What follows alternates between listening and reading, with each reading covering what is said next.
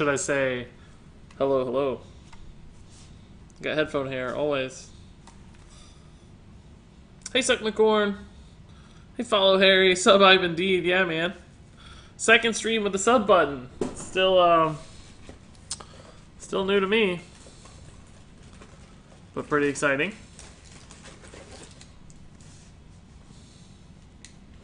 Gotta clean my glasses off real fast, guys. I feel like they're dirty.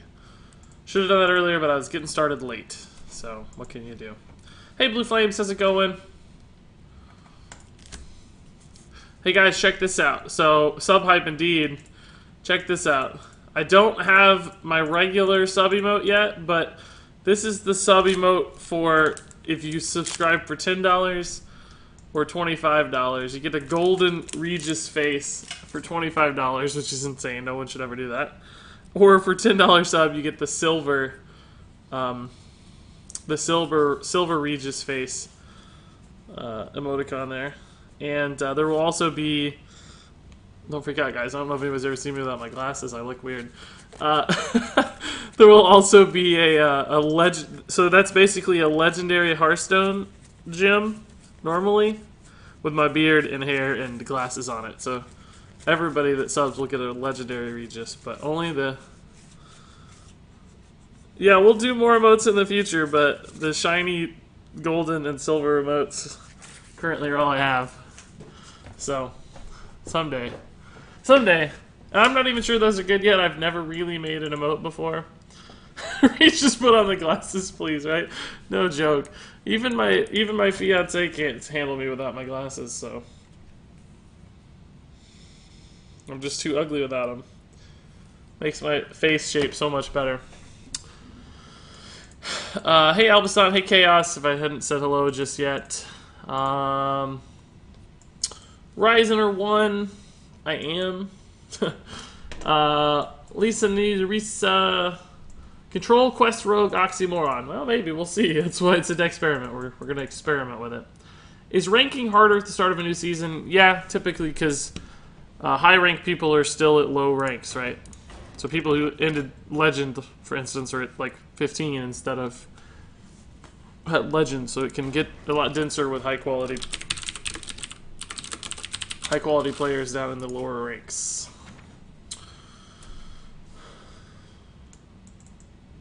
Trigonini, thanks for the kind words regarding budget decks. Oh my god, you're like a Murloc without your glasses. Yeah, I can see that. I can see that. Never do that again, Regis. Yeah, I know, I broke the illusion. Killed the brand. Regis, you look fine without the glasses. Don't listen to him. Hey, Kevin, how's it going?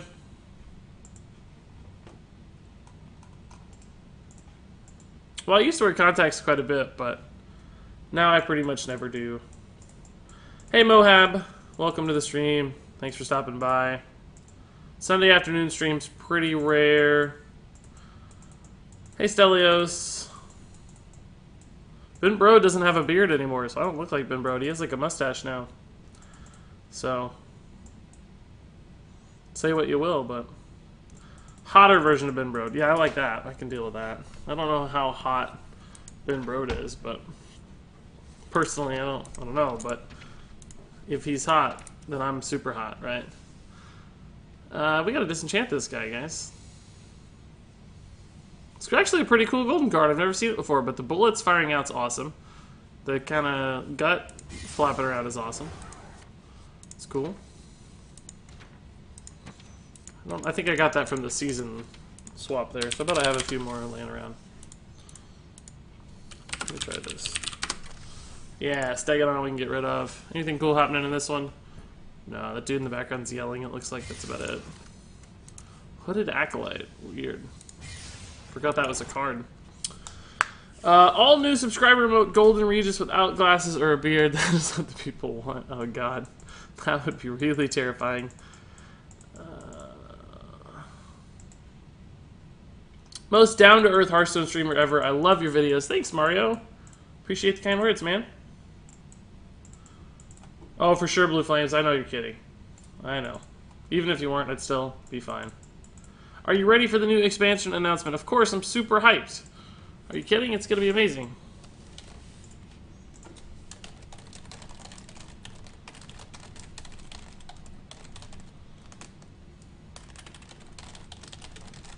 going to be amazing. We'll get started here in just a minute, guys, letting people roll in a tad. We want an Ultra Store emote. Yeah, we'll work on it. I'm only an affiliate right now, which I know you guys don't probably care about the terms of Twitch, but basically an affiliate is like not a full partner where you get most of the stuff. So I don't have full emotes yet. I just kind of have the one emote for each sub tier right now. So I'll get more in the future someday, but right now we're just working with limited supplies. But on that note, I do have a sub button. And this is my second stream with the sub button. Last time, 16 subscribers on my first sub button stream, which was just totally mind-blowing and humbling, so that was awesome. But of course, you guys don't need to sub to hang out. I don't mind.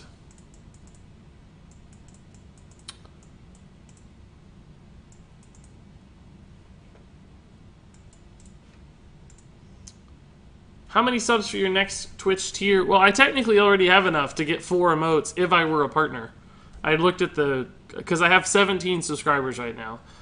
I think if I get to 20, I get 5 emotes, or I don't know, maybe 20 is 4 emotes. But regardless, I'm technically already over the tier to get more emotes. I'm not a partner, so the tiers don't exist for me yet. So I just have to become a partner and apply for that and do that stuff, I guess. So I don't know. We'll see. Alright guys, it's been 5 minutes or more, so let's kick this off. So, as you can probably tell from the stream title here, and the title here in my deck creation, what I want to do today is try to make a Quest Rogue deck that's not as aggressive and fast as the current iteration of Quest Rogue, because, as I'm sure you guys saw, of course, the Rogue Quest, where's it at? The Caverns Below is getting nerfed soon. I don't know when it gets nerfed, but essentially you're going to have to play 5 minions instead of 4, which means it's going to be a lot slower. And in fact, I think the iteration of Quest Rogue we know today is going to die. I don't think it's going to be a thing once the nerf hits, just because I think it will break up the consistency of the deck that little bit. It'll be 1 turn harder, 1 turn slower. It'll lose some win rate percentages, and it's not on average strong enough right now anyway. But, of course, the implication of making it a little slower means that maybe, if you redesign the deck a little bit, and you make the deck slower and give it a different series of tools, and maybe make it a little better in a slower control-style matchup, maybe you can still benefit from the quest, but you can do so in a way that isn't all in on activating it early and going crazy with chargers and really cheap Battlecry minions. Maybe instead it's about, just value in the late game, because everything you play, like Death Rattle minions, for instance, if they summon small tokens, they might instead be 5/5s, that kind of thing. So I don't know exactly what this is going to look like, but we're going to start trying to build a Quest Rogue that is more control-oriented as opposed to more, aggression-oriented. So, I mean, of course, the first thing you need is bounce cards in any Quest Rogue deck. That's not going to change. I think we still have to run those because we do have to get to 4. And theoretically, since we are kind of designing this for the nerf, you kind of probably even want to get to 5, right? Like, this is going to be not the perfect test because, of course, we're not to the nerf yet, but nonetheless, we want to have the tools necessary to get ourselves there. So that's the standard complement of return cards right now, bounce cards. But there's actually another one I've been thinking about that I'd kind of like to play in a more control version of Quest Rogue. And that's Shadowcaster, right? This is another one that doesn't return a minion to your hand, but does in fact let you make a copy, which means you can play that copy, and it does have the same name, so it's another way to activate the quest because you're playing minions of the same name. Plus, of course, the downside for this card was always that it's a 1/1 minion that you copy and play again. But imagine in a world where you've already activated the quest and you draw this later, suddenly this is play a 1-mana 5/5 with whatever effect or death rattle you might have anyway. So I think it gets a little better even in a control Quest Rogue environment. So to me, this is sort of the key central card to making a control quest version of this deck work. But from here, I gotta be honest, I don't really know where to go. I don't know what's next. So we're going to have to just basically do what we always do with a deck experiment, which is just kind of look through these cards and see what makes sense for us and see what we like. We have to keep in mind a couple things, though. As Swarming Demons and TR, Sinyo, Hearthstone have both followed, so thanks for the follows, guys.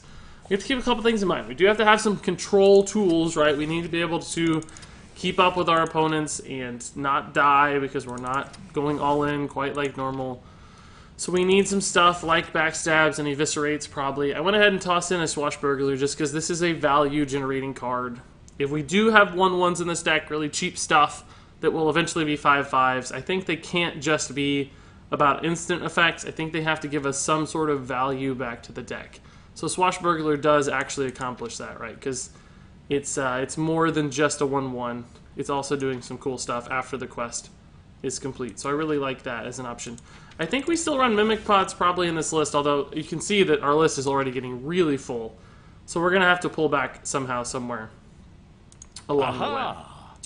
But I'm just looking through here, like, what other cards would make a lot of sense for us. I mean, Valspine Slayer is clearly a good control card. It's not bad when it comes back as a 5/5, so that might be an option.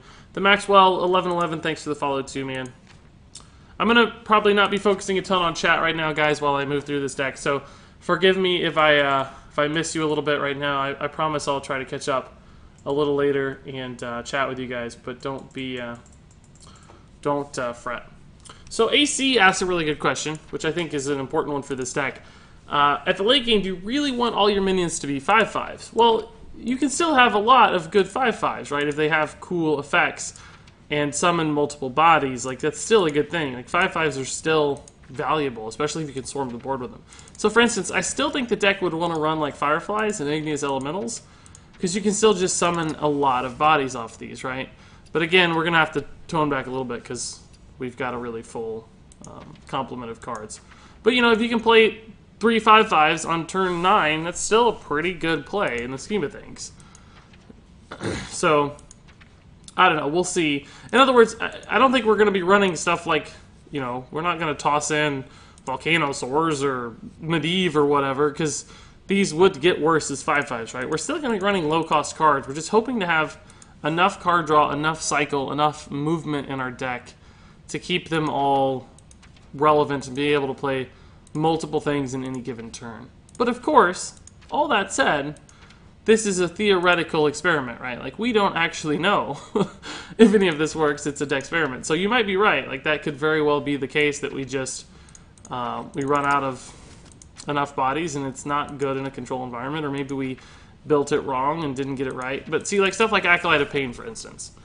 This card becomes pretty cool as a 5/5 because it's just that much harder to answer, probably. It becomes a threat of its own. Trying to look at other cards that could be really good as 5/5s, stuff that's kind of really good. Basically, we're looking for cards with good effects, with really powerful effects that have bad stats, right? Because we're going to ignore the stats. We don't care about the stats. So like a 5-mana 1/1 that did something awesome would be really powerful for us, because we don't care if it's a 1/1. We care about the awesome effect that it has. So for instance, Morose, which was something people played around with a lot when this deck first launched, because it seemed like it was just an obvious thing, but it turned out to be way too slow for the traditional version of Quest Rogue. Might actually work in a more control-y style of Quest Rogue, right? You never know. So, stuff like that is awesome. Stuff like maybe Defender Vargas, for instance. This card's more about its effect than its stats, so you'd be gaining quite a few stats by running that, and I think that could make a big difference. But as you can see, we're actually at 30 cards right now, so I do think we need to tweak this list. I don't think this is everything that we want. For instance, maybe we don't actually need Shadow Steps in this deck, as insane as that sounds, because they're such a key card for the regular Quest Rogue. We're not really trying to complete it that quickly, right? We're not going to go ham with Shadow Steps. We can rely on Shadowcasters and Brewmasters and Ferrymans to do it a little more slowly, because we're not trying to burn the quest by turn 5. So maybe we look for more raw value than what Shadow Step provides, because remember, we also just don't have that many like Battle Cry cards that do something really important to Shadow Step multiple times. And in fact, maybe we don't even need Vanish, right? How many bounces does this give us? 2, 4, 6. And we only need 4, right? Is that not enough? Perhaps not enough. Perhaps not enough. Just trying to think. But if we do go, like, we could just maybe try to always do igneous elementals, for instance, because we have 6 igneous elementals plus 6 bounces. Like, what if it's just always flame elementals that activate our quest? What if that's our plan? Maybe that's a little too narrow, but again, we're going to have time. As long as we have enough card draw in the deck, we're going to have time. So maybe we don't need preps. Maybe we're not trying to prep out the quest. Maybe we'd be better off with Shadow Steps instead of preps. I don't know. Can't really think. Can't decide. But this is kind of the, this is the whole point, is trying to figure it out. See, Sergeant Sally's recommendation, that's good. Some people agree with Moreau's there. It's not a bad idea. Onyxia is a cool idea. Like, you get all the giant 5/5s all at once. Like, that's a cool idea. So some of you guys are getting it. I think, well, most of you guys are probably getting it. But all really good suggestions. So let's see. I've never even played with Sally in my life. I have her, but I've never played her. This becomes a pretty interesting card when it's a 5/5, right? Plus, it's a Death Rattle minion, so I'm kind of seeing a theme here with Death Rattles, guys. So I think maybe that means this, doesn't it? Because we have Sally, we have Igneous Elemental. And maybe there's other Death Rattles that make a lot of sense with our deck, too. Right? For instance, Jade Swarmer becomes really intriguing. Even if it's not about Jades, right? It's just 2 5/5s. Late in the game, right? It's 2 5/5s, and that's kind of cool. And then even on the Nazoth turn, like, you kill a 5/5, and guess what? You got another 5/5. So maybe we toss in a Jade Swarmer. The only problem with that is it's really not good outside of that, is it? It's just a 1/1 and a 2/2. Like, we'd get to a total of 4 on our Jades, 4/4 Jades. Not totally sure that's worth it, but, like, what about Runic Egg or Blood Mage Thalnos, for instance? Like, a 5/5 Thalnos sounds crazy. Loot Hoarders, we need card draw in this deck, too, for sure. I know that. We want to have card draw. Shadowcaster, we can play even more Death Rattles, right? We can do more Death Rattle stuff. I think we cut the Acolytes if we're going to have all this other card draw, like Loot Hoarders and stuff. But I think I'd rather have tokens than, for instance, Egg Napper, right? It's a 5/5 that summons 2 5/5s when it dies. I think that's a little bit more exciting than, like, Loot Hoarder. Twilight Summoner is a 5/5 that summons a 5/5. I don't know if that's good enough. Fested Torrent's kind of intriguing. But what does Nazoth summon right now? Sally, Igneous Elementals, Egg Nappers, all of which are 5/5s that give me more 5/5s. Thalnos is a 5/5 suddenly with Nazoth. That's all kind of intriguing. Kind of like this. Kind of like this.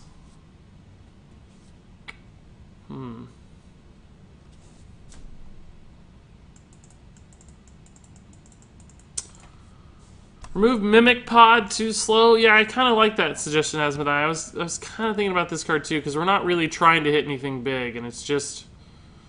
I mean, we could have 3 Nazoths, I guess, occasionally, but I think you might be right. It might just be too slow. I mean, our curve, though, is actually pretty fast, because we do have some early game bodies, and this kind of stuff's good against Pirates, right? Like, we can go ham with Pirates here. Occasionally, we're just going to hit the nuts with, like, double Shadow Step, double Ferryman, or whatever, and complete the quest early and do the standard Quest Rogue thing. But then other times we're going to rely on Shadowcaster value with all these, like, Engineers and Nazoths and... Do we have that many good Shadowcaster targets, though? Igneous Elementals, Moreau... Like, I guess everything becomes pretty good whenever it's a 5/5, doesn't it? Swashbucklers even, that kind of stuff would be really cool, so... Yeah. I think this might be enough Death Rattles. 1, 2, 3, 4, 5... 6. Yeah, that's more than enough. Okay, okay. So what do we want to use to fill out this deck list? Undercity Hucksters actually are pretty cool too. 2 mana 5/5s. Plus they're really good with Shadowcaster because they just generate value. I kind of like that. Plus we need early game. The question is, do we have enough card draw? We have a lot of cards that are low cost. And the curve is very, very busted here for early game. 2, 3... It's card generation, not card draw. I don't think we have enough card draw, guys. We might have to add in loot hoarders. Or maybe like hallucinations. Fan of Knives actually might be okay. We don't have preps, so it gets a little worse. Maybe like Shaku? It's not card draw, but it's card generation. Still, loot hoarders kind of make sense.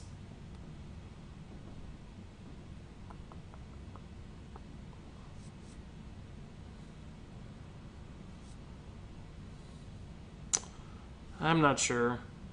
I think we need more Shadowcaster minions. Like good Battlecry stuff.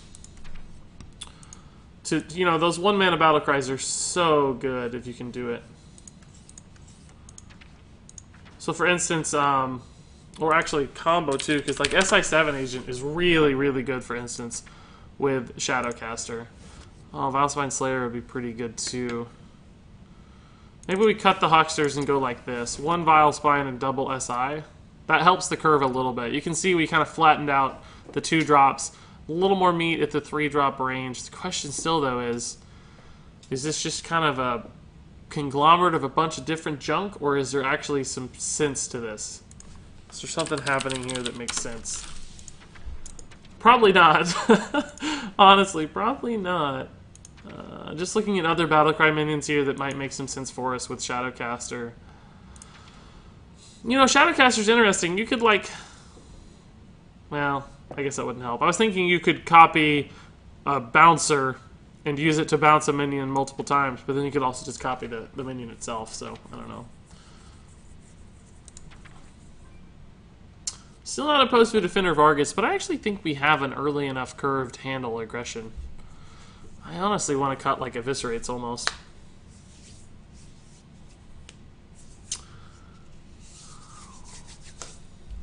I don't know, I'm kind of feeling like we're close. Because, you know, we don't have maybe enough card draw, but with all the bounces, we can always bounce card generation cards. Bounce Burglars, bounce Engineers, so on and so forth. I just don't know if we have the pieces to get to late game. Like, can we even get to N'Zoth? Are we just going to run out of gas with a bunch of 1/1s and stuff if we don't complete the quest? That's what I'm most worried about right now. Is like, are we actually going to get to N'Zoth? 5/5 Leroy Jenkins, that's... I don't think that's it. Is there any... Something like, for instance, Corrupted Seer. Low stats but good effect is kind of intriguing. That's not bad. Big Time Racketeer is kind of interesting.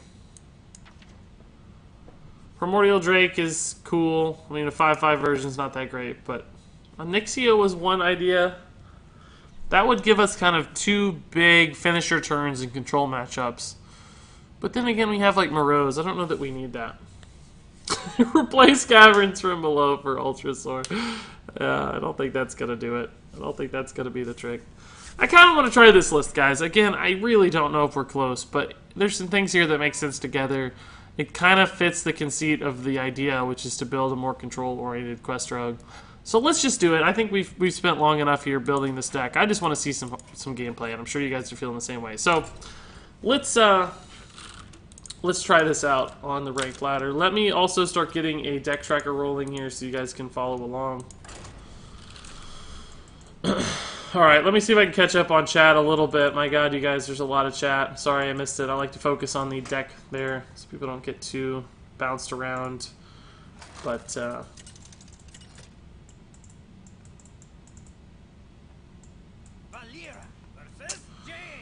let's see. A lot of good suggestions. A lot of good suggestions. Somebody called Egg Napper. I think Doppelgangster is a little too slow. I see that question. I think it's probably just a tad slow. Silde Moss says, "Hey Regis, love your videos on YouTube and just starting to get into Twitch." Well, welcome, dude. A couple people say they don't like Thalnos. I kind of like Thalnos, though.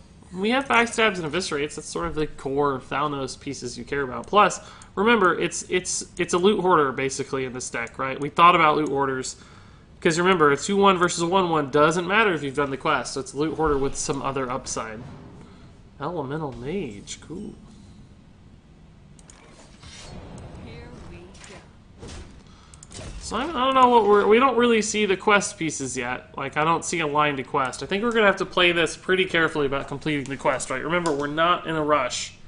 We can throw out this Swashbuckler. We don't have to make Swashbuckler our card. We can make any card our card. As long as we find enough bounce, that's when I think we can go. This dude is just going all in on his Ellies. I like it. Gonna play Egg Napper into this stuff. It's not very good, though, so we'll probably Swashbuckler. We didn't run up patches, I realized, with this Swashbuckler. That might be a mistake.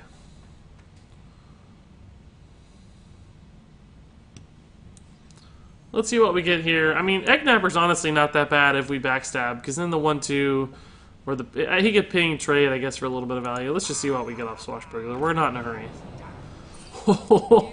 Okay, that's a card. Again, I'm going to take it slow here. Let's see. This deck will not work because you don't have much removal. 2 Spored Presence before quest completion and lacks heal after quest completion. Perhaps all viable concerns, Chi-Bai. Perhaps all viable concerns, but we'll see. Somebody said patches, yeah. Somebody favors Acolyte, 5/5 Runic Egg. We talked about that one a little bit. Best classes Scout says, oh, best class is Scout, says Quest Rogue. Most annoying thing I've been going against. Yeah, hopefully this version would be a little less annoying. You're going to need 2 copies of Ultra Sword there. Cut Agent for another Vile Spine. Think about adding Silence of some kind. Both reasonable ideas, I think. Don't put combo cards. Why not? We have plenty of comboable stuff. We have a lot of low-cost cards here, guys. I think combo is just fine. This is not really going to make very many good trades, but just need to get something out. Death Rattle minions, I mean, don't really make sense with bounce effects, by the way, just for the record. Like, that's kind of a fault of the deck, perhaps, is that you don't want to bounce Death Rattle stuff. You want to, I mean, we have enough cards to bounce. We're eventually just going to pick one to bounce once we get to 4 bounce cards, right? But they really don't go together. You don't want to bounce Death Rattles because you want them to die.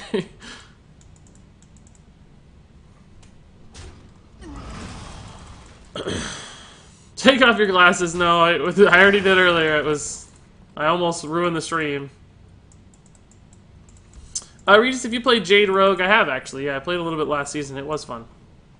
Oh, Deck Tracker. Yeah. Thank you. Let me get that back up.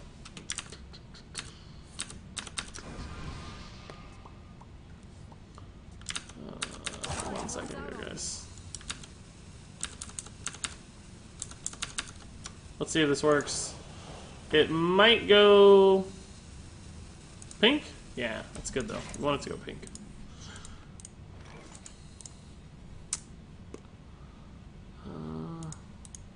There we go. Okay, so what happened here? I didn't really get to see, but looks like he made some trades and stuff, all of which are fine.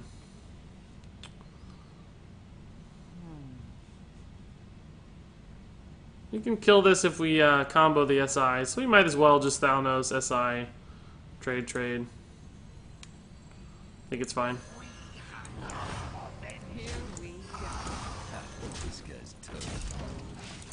I think that's fine. You're thinking about too much late game. Really? We have 1 card that costs more than 5 mana. I don't know if that's true. I think this is a very low curve deck, guys. A lot of people are saying I need more early game or need more heal, but we should be able to out-tempo almost anything, or at least keep up a little bit with tempo. I mean, look how low cost this is. And it's, I mean, some of it's bounce cards, right, that are probably not great early tempo cards, but still, with double SIs, with all these Fireflies and backstabs and eviscerates, like, we shouldn't fall too far behind in the early board. Assuming, you know, reasonable draws, but you can't really play against bad draws. Does he know that he has to play the minions? No, I've never played Quest Rogue before. Never played Quest Rogue before. I don't know anything about Hearthstone. Yes, of course I don't have to play the minions. That's why we have so many bounce cards. We need an Evis, really.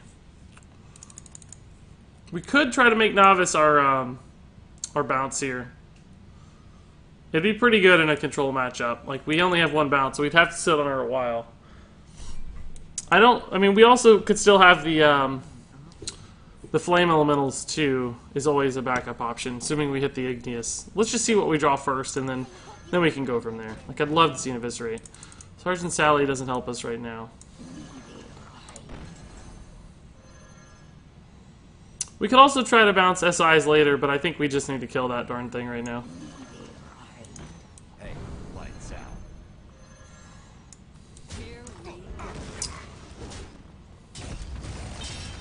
Question is, would we rather have 2 minions here, or he's like full elementals? It seems like he's pretty aggressive. I think we'd rather have this than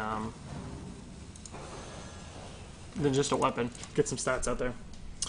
This deck would be awesome with Shadowcaster Bran. Yeah, Bran would help a lot, actually. Bran would be insane.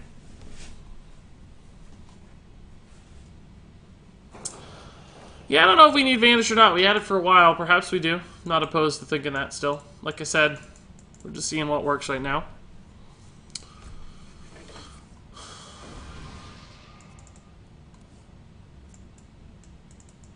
Regis, if you play Tetris, it's lots of fun. It's been a while, I'll say that. It's been a long time since I played Tetris. I certainly have played it, but it's been a very long... This guy's gonna have completed it sooner than us with all these freaking Flame Elementals, dude. I think we can just go stats here. We're actually on 2 for SI, so if we can find 2 more bounces for SI... I'm already a little stressed about our card draw situation. I don't know. Like, we've had a pretty... We're already light on cards here. And it's, I mean, there's a lot of stuff we draw that doesn't help that case, right? And we actually have already bounced a Novice, so if we can go on this route, we should be fine, but I'm a little bit worried about that. We're on turn 7, though, so N'Zoth is, like, already a card that's relevant. In this particular game, we haven't played some Death Battles yet. But, well, we would get a few things back. We get a couple Egg Nappers and a Thalnos, theoretically. But I'd like to see another bounce card. Get some card draw rolling with this. That was kind of our thing. We said, I don't think we have enough card draw, but if we can bounce our card draw cards and card generation cards, we should be okay. So we'll see if that conceit comes true or not. I don't know. Will you open a GVG pack when they'll come to the shop? Yeah, definitely. I will do both GVG and TGT pack openings when they become available again. In fact, I'm looking forward to it a ton. Looking forward to it a ton. It's going to be great. Alright, so we did talk about that. I mean, we can play this other Novice. I think we might even have to. It's very risky because it's our bounce card, but of course we do have another.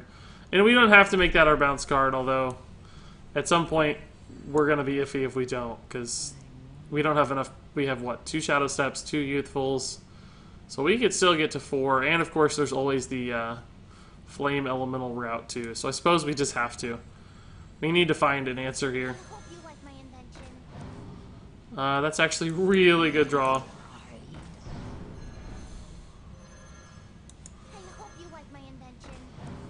Swashbuckler's maybe okay. Let's see.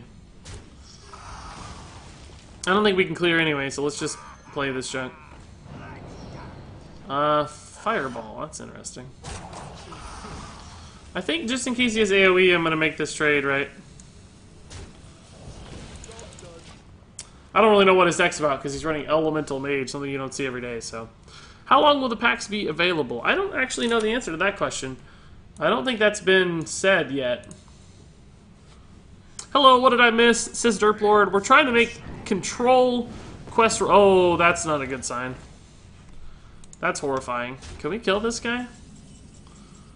Ooh. We might be able to kill this guy this turn. No, the quest will be too expensive. We cut the preps, so that's a concern, but you kind of assume we'd have enough mana.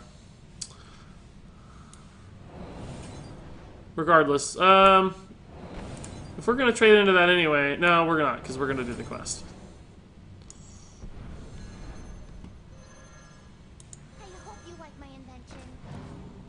Ooh, Shadowcaster's another bounce. I forgot that was another bounce option.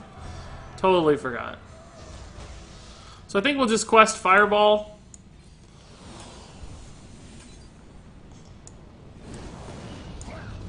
And we're probably dead, but just in case somehow it matters, I'm going to trade into that. Hey, Nazoth Quest Rogue, that's right. Fireball's the best card in the game. That's an argument to be made. It's very, very good. It's definitely one of the better classic basic cards, free cards in the game. And it looked like we were down and out, which we might still be totally dead, but suddenly it looks like we're going to win. From what we can tell, at least. Who knows if we actually will win. But based on what we can see,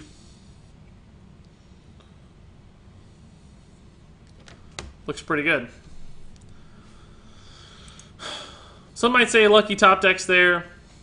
Maybe, but we had a lot of lucky top decks, right? We had like 5 or 6 bounce cards, so who knows. Never AFK to a Twitch subscriber. Oh, really? We just got BM'd that hard? Oh, maybe it's Ice Block? No, that's another Frostbolt. Flame Geyser. Oh, no, he's one off! Wow, that sucks for him. It's awesome for me. He's probably trying to force the concede. He can't be that upset. It's like, yeah, we're playing Quest Rogue, but come on, dude. It's obviously not regular Quest Rogue. Give me some slack for building an awesome different version, right? Like, cut me something here. Give me a little love for not playing traditional Quest Rogue on day 2 of the ladder, right? Anyway, I should answer Never AFK2's question, not just brag about him being a sub, one of the first 17 Regis Kilbin subscribers on Twitch. But anyway, he says, I made it to level 14 last month using your budget elemental shaman deck. My highest ranking yet, so thank you. No problem, Never AFK. Appreciate it.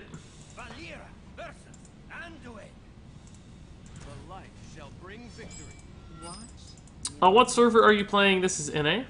Draconid Operative, best card in the game. Maybe Patches. 2 more really, really good cards. No doubt about that. 100% win rate, that's right. Rip that guy. Yeah. That was pretty good, guys. I enjoyed that. Deck needs Amibar Ambusher. Wow, I forgot that was the card. Totally forgot that was a thing. I wonder how on tilt we put people when we play the quest, but then it's like, oh, we're not actually quest, don't worry, dude. We can kind of fake it, though, a little bit, although no patches. We probably should run patches, honestly. Just for aggro matchups. I feel like it'd be pretty good. Man, Coin SI is kind of intriguing. Because SI could almost be my bounce card. But honestly, probably just Swashbuckler, Coin, Youthful's better.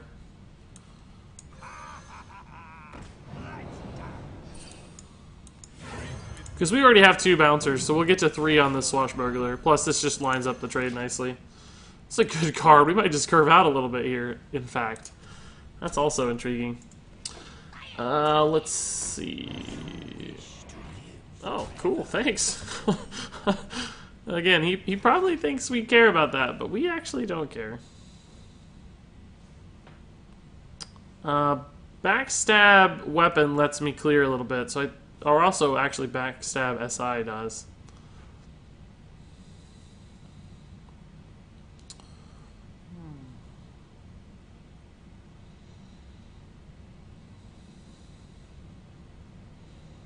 Yeah, let's just backstab SI to get some stats out, right? This guy's toast. Probably was not expecting the SI7 agent to come down in Quest Rogue. It's not something you typically see. We can get to 3 Swashbucklers here. Basically just looking for 1 more bounce card and we're good to go on Quest. Yeah, that's not a great turn, really. You got a decent hand. Oh, that's not good, though.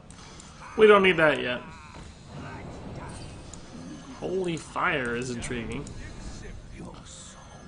So we'll save this because we don't know that it's going to live, right? There's like Potion of Madness and stuff.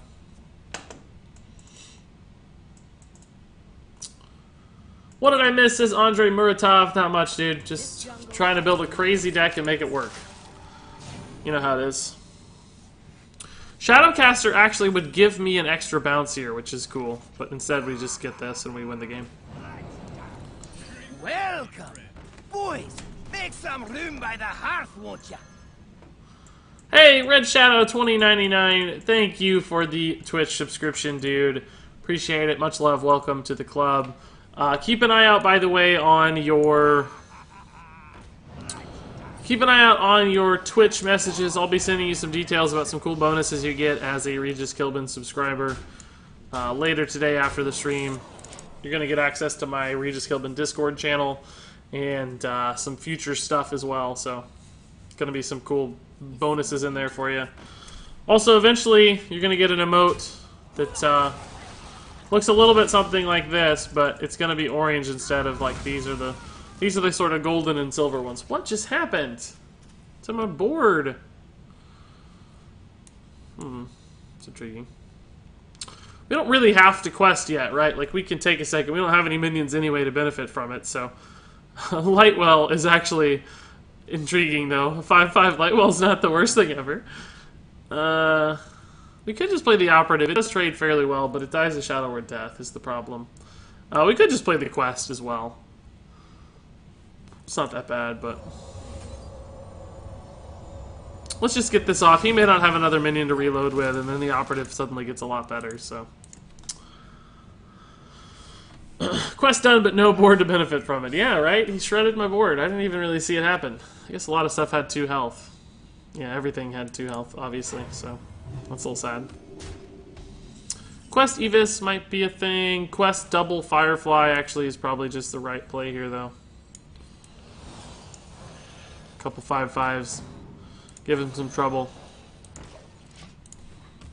N'Zoth is not active yet, right? We don't have anything yet.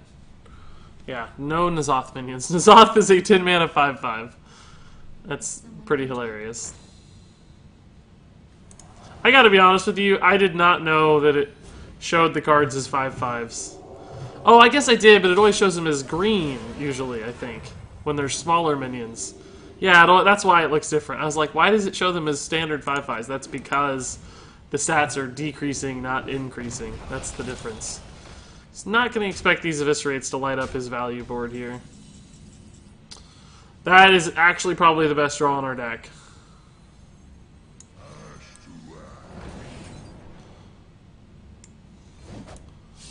I think we still have to kill this. Like, card draw's a bit of a problem, but he's going to have trouble dealing damage to his own dudes.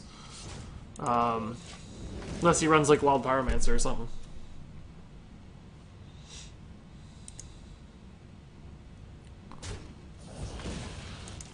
He's gonna heal my dude instead. That's fine.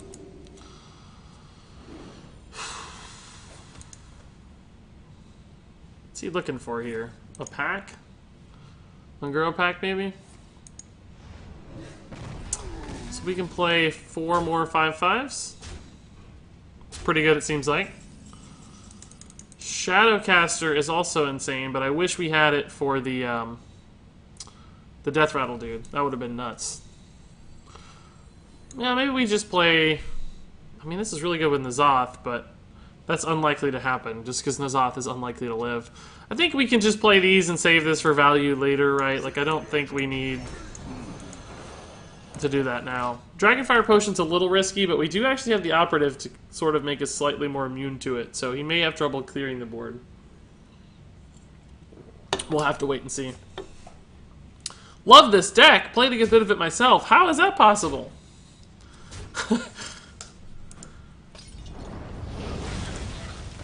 I love the immunity here, dude. It's great. Malogs says, I followed you when you were offline. Please say thanks to Malogs for the follow. For sure thing, Malogs. Thanks for the follow, Malogs. Oh, he whiffed! That's rare. He doesn't know our deck at all, of course, because we have an insane deck. This is a crazy play.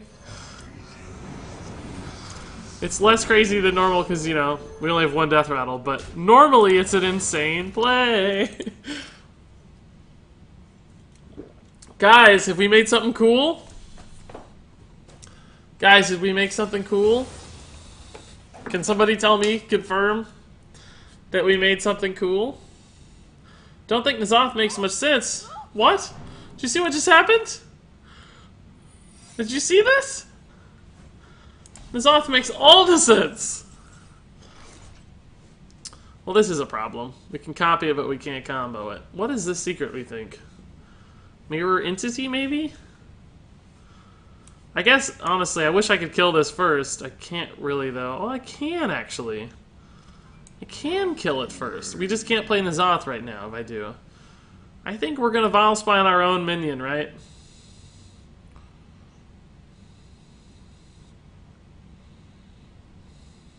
Aha! Is this just a stupid play? I don't think it is, since we have the N'Zoth in hand. I think it's actually an insane play.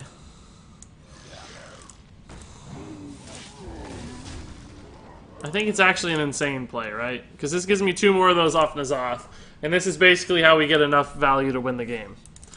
Is he? How many freaking Shadow Visions has he played? He's looking for all the Dragonfire potions, probably. No, he got free from Amber off it, so... Is he out of Shadow Visions? He might have 1 more Shadow Visions card. Oh my god, Ysera, dude. It's annoying. Oh no! I goofed! I thought we were... Oh, I goofed. Shoot! I gave him a Ysera. Crap! We can't kill it now. Oh, man. Just flying so fast I didn't even think about it. I was going to pull this back and kill the Ysera, obviously, but instead maybe we can just kill him. Let's put him on a Ysera Awakens clock, right? He can actually heal face a little bit, though. Let's do this instead. Since we kind of goofed the turn a little bit. We should have just won the game right there, basically. We might have even had lethal if I'd thought about it, but no, probably not. No instant damage, so. No instant damage.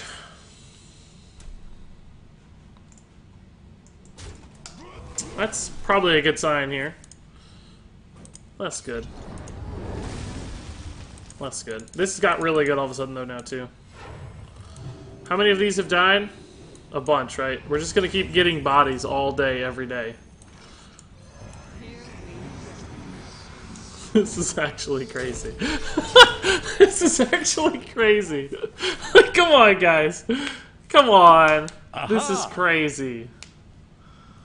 Ysera Awakens puts him at 1. We don't actually have lethal from that. But look how many minions we get back.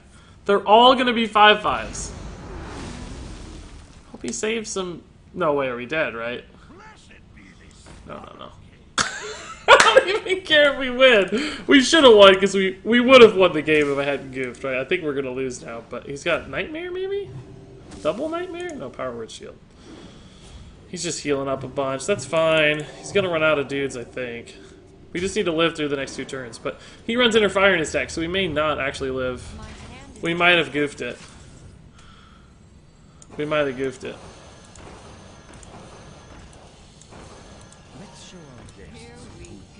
This is insane.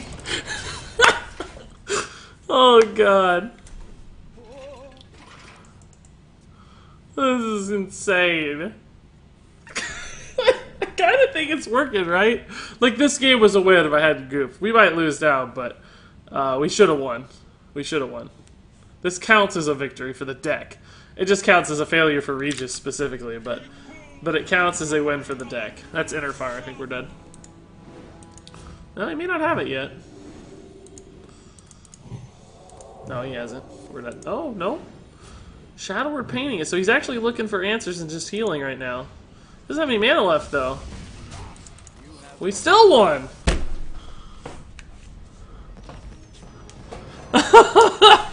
Guys! Come on! Guys, come on! This is pretty cool. Did you see how many flame elementals we had? I don't know, guys. Is Quest Rogue really dead? Why is my cam so blurry today? What's the deal? I might have autofocus on. Hold up, I need to turn that off. I had to reboot my computer. Sometimes that gets messed up. There, let's turn that off. But guys, come on now. I feel like I'm not getting enough love for this. Is this degenerate? Is this actually worse than normal Quest Rogue? Caverns Below might, or I mean, Eggnabber might be a keep, but I don't think so. Let's look for some bounce.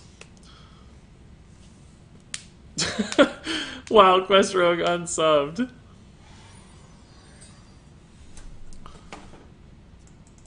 Play Ozruk next turn. Yeah, Ozruk would have been pretty fun. No doubt about that. When is the Rogue Quest getting nerfed? I don't actually know when it's getting nerfed. I'm not sure yet. So we got one bounce. Man, guys, that was crazy. There's a lot of actual internal synergies here, right? Like, we've got the crazy Igneous Elemental plays we've already seen. We've got, like, N'Zoth Shadow Step, which is insane. All these token minions being 5/5s. Giant body summoning. Like, killing your own Igneous to get another body from N'Zoth was cool. Yeah, I thought so too. Like, wasn't that awesome? We could do some fancy backstab stuff, or we could just coin the SI. And I think coin the SI is fine. Next turn we can swashbuckle gadgets in. This guy's toast. Might be hard to get value from that coin later. So we know he has a Pyros coming, but there's nothing really we can do about that or worry about it.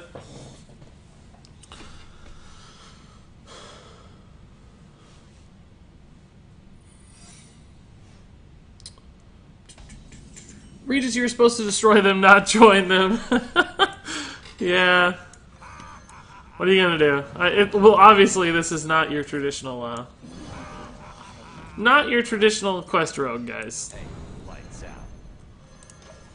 We're not looking to kill this guy in a hurry, so I'm just gonna make some trades. Like, we don't know what he's about just yet, so all that face damage could make a difference for all we know, really. It's just, let's just play it straight. Blue Heaven and 5 Chromosomes and the Smork Show and DAF17, guys, thanks for the follow. Sorry I missed you a little earlier. Got caught up in that game. That was crazy fun, so you're gonna have to forgive me.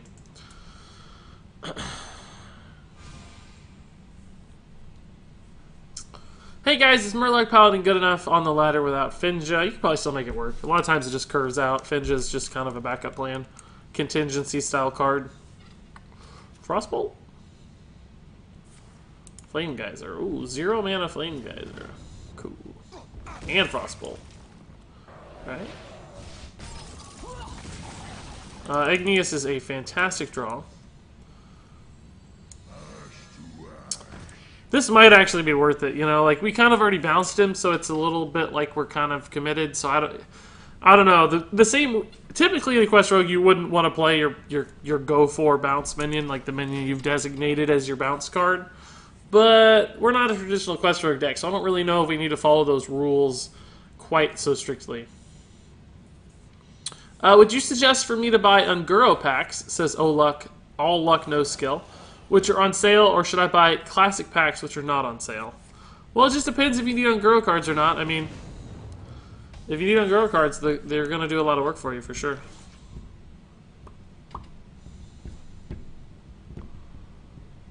Our hand is pretty garbage. We might have to swashbuckle here.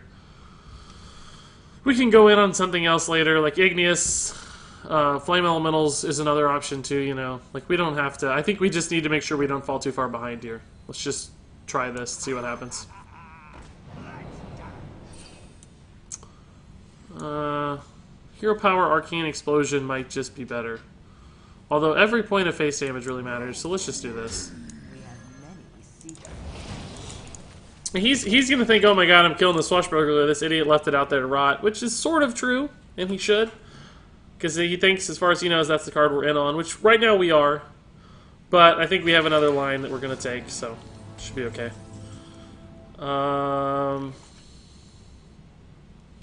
We could Vilespine that, but we don't really need to, right? We can just backstab Evisit and save a resource and get the weapon out. So I think we'll do that, and then we can Vilespine later. It's going to be a little hard to combo in future turns, granted. But we actually can combo it even next turn if we need to. And this allows me to push a lot of damage through. Can I have your opinion on this Jade Control deck? Hey, send it to me on Twitter. I don't have a lot of time to look at decks while I'm on stream. But if you send it to me on Twitter, I'm happy to take a look for you and leave a comment or two. So, InCon HD. Just find me on Twitter there, and there's a link right below me, and send it to me, and you'll be good to go. Or in a message on Twitch too is fine. Whatever.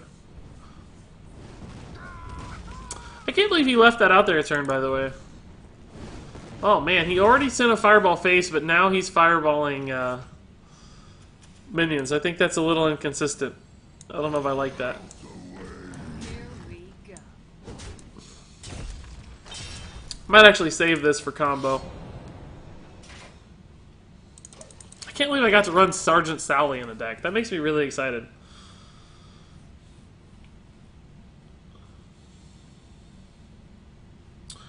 If I buy the first wing of Nax with money, can I buy the other wings with gold when the wild cards will be re-available? I think so. I don't really know all those rules very well, though, to be honest with you. Somebody in chat will probably know better than I will. Oh, man. Oh, man. We're going to get some value here. Arcing Explosion, Vile Spine, trade. Trade with a weapon. Yeah, that should be fine.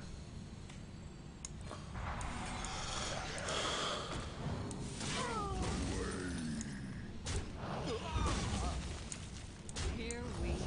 So we're at 3 of these bad boys. 1 bounce card puts me on quest, right? So we just need 1 bounce. Any bounce. Shadowcaster even will be fine. Regis, could you try Pyros and Azoth? Probably someday, yeah. That sounds fun. I feel like it'd be really hard to build a deck fast enough to do that. Like, to keep up with that. Like, it's just really slow. But it'd be fun to try, that's for sure. N'Zoth right now has what? Just an Igneous Elemental. Not particularly great at this point, but probably something you could actually do. Falnos, Eggnapper, probably all fine. Just trade.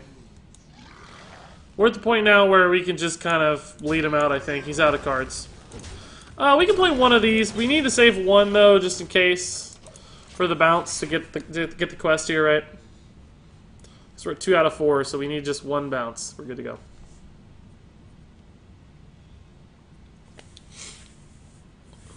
And now he's going face again. What is going on here? I guess there's no good target, so that makes sense. Ooh, that's a good one, because that's unavoidable damage. That's annoying for me. Ooh, little does he know killing those actually helps me here. Ooh, even better.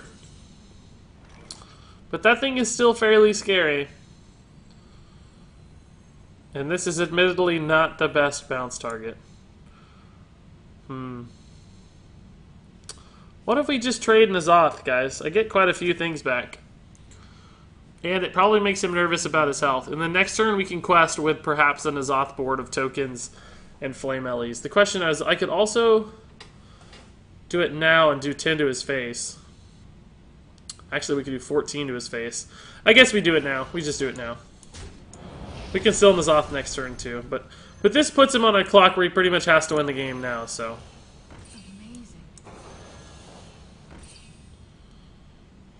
Don't act frustrated like I'm playing normal... That's actually the thing that's going to trigger me most.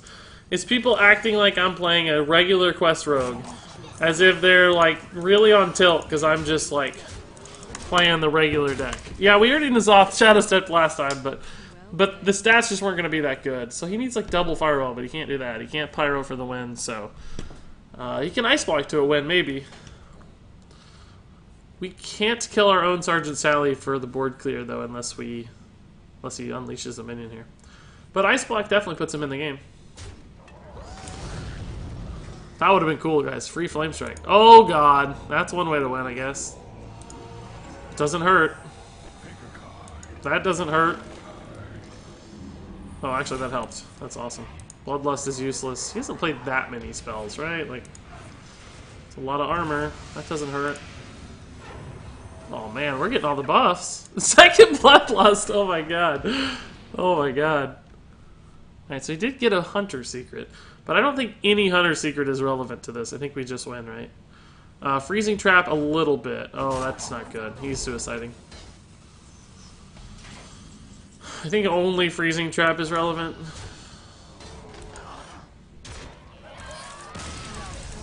Guys, we haven't lost yet. Guys, we haven't lost yet. When did I miss lethal? How so? Thought we counted it. It was just 14.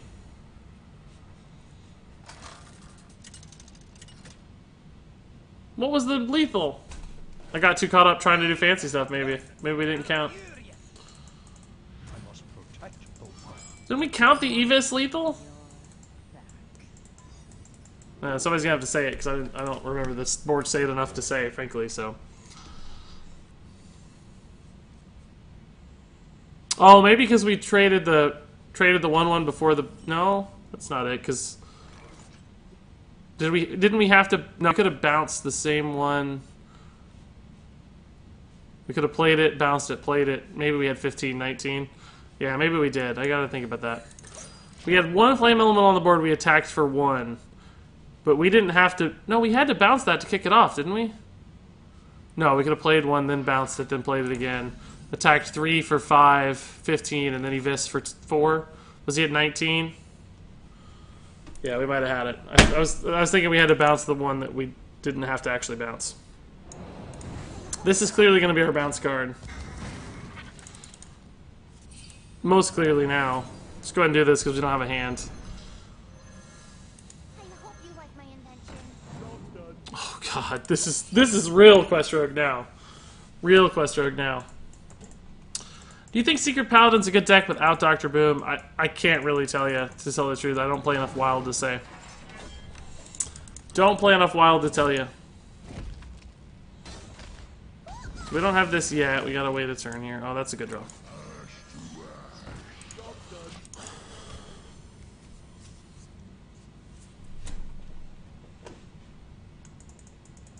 Do links work? Maybe? I don't honestly know. Try and see. Try and see. I can't really tell you.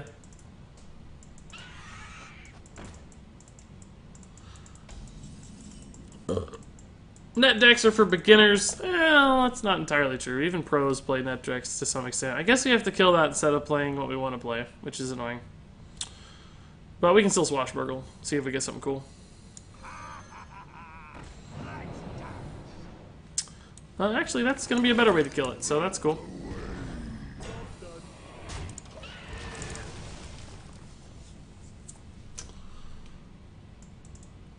These are the rare moments when people get pissed and scream nerf into your face.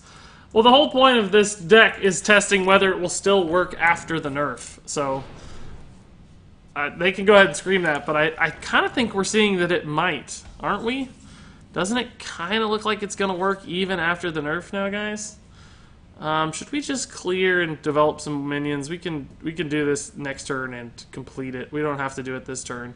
So if we just clear, like Blood Mage into SI, play quite a bit of dudes here.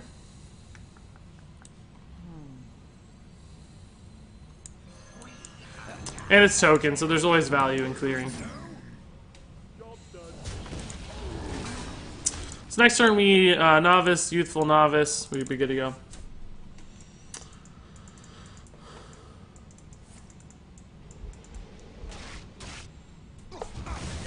That's a good swipe against us. Doesn't get much better, actually. It's sad that he had full swipe and... I hope you like my invention. Drink with me, friend. Prep would sure help this deck, but I don't know if there's room. My invention. But still, next turn we can play 2 5/5s and quests, so we should be good. He'll try his hardest to clear here, which he probably can. He's probably got some answer to clear. Although, I don't know. He doesn't have a lot of active stuff. Swipe, no Wrath, so... One thing we don't really want to see is like a Vicious Fledgling. That might be a problem. Bittertide Hydra could be sort of annoying. Living Mana is also annoying.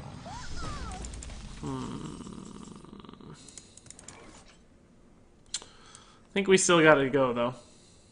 But what does Savage Roar put him at? 14 plus 12 is 26, 27, 28.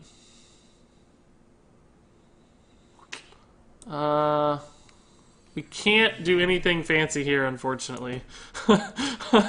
we can almost do something cool here, but we don't have the mana to play Sergeant Sally, Kishwakor, and kill her. But we couldn't kill her anyway because we don't have the damage. So that would be really fun, but it's not something we can do at this point.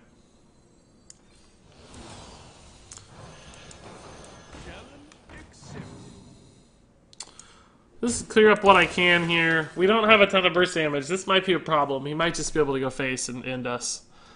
We don't have a lot of defensive capability. So a card like Living Mana is one of those few cards that could maybe beat us. I don't know. Innervate Savage Roar is a problem. Yeah, that's what we were worried about. We should be alright. We did the math on 20... No, maybe I left off his 2 there. I think we counted that for once. He might have actually had 29 if we hadn't cleared. I think he did, yeah. He had exact. If we hadn't cleared. Oh my god, seriously? Oh lord. That's why you can't worry about the mana cost there. You kind of have to just believe they have it. We still can't kill her, right? Oh, we almost could, because we could... No, she'd still be a 5/5. So, are we just screwed here? Can we kill enough? We can leave 5, 6 on the board, I think. I don't think we got it, boys. We would need like an SI7 agent to get there. We don't have lethal either. We only have 19 for lethal. Sergeant Sally, there's just no way to kill her, right? I can't kill her. I can only do 4 to her. If we had a Thalnos, we could kill her, which would be insane. Maybe we can feign that we could kill her? Maybe we can trick him. If we had Backstab or Thalnos, we could kill her and clear his board. But instead we can't. I've always wished you could do this. Attack your own guys. Maybe he'll goof and kill her for us accidentally. Maybe he doesn't know that's how it works. He can't play Savage Roar, says XD. He can. Innervate's a card, guys. You always have to count it, even when they're low mana on Living Mana. You have to count it, guys. In fact, he had double Innervates. Like, he might have had enough for... since we killed one, I think he had enough for double Savage Roar. So... You gotta count the Innervates, guys, just in case. It's not super likely, but he actually had both there, so we definitely were smart to play around it. Because otherwise, right, we could have done, I think, 15 to face and put him on a 2-turn clock. But if we hadn't cleared, we would have been dead. He had exactly 29. Because remember, he left us at 4, and we killed 1, 2 that would have done 4 damage, so... If we hadn't cleared, we would have lost. I mean, it might still technically have been slightly better to just go ahead and put him on the 2-turn clock. But we had a chance to draw into stuff to clear the board, and, like, you know, there's advantages and disadvantages to both, probably. Let's go ahead and keep the bounce and try to go the bounce route, see if we can't complete the quest a little earlier. We want to draw into that other stuff later, I think. Need that Umbra, bro? I don't think she'd help, really. It's just a little too slow, perhaps. 99% win rate, 1% salt. That does sound like me. That sounds like me typically. Mirror match, yeah. Sun Fury would be a good addition to the stack. That's actually a pretty good idea, Grim Patron. I don't hate that idea, man. That's an intriguing idea. Just to give me some defensive capabilities that we don't have right now, basically. That's really, really intriguing. Let's just weapon. We can take our time. He's on the engineer route, which is scary. We're going to have trouble. This might be a matchup we really have trouble winning, because we don't have enough board clear. And, I mean, we're getting close to the Shadowcasters already, but they do take a little while.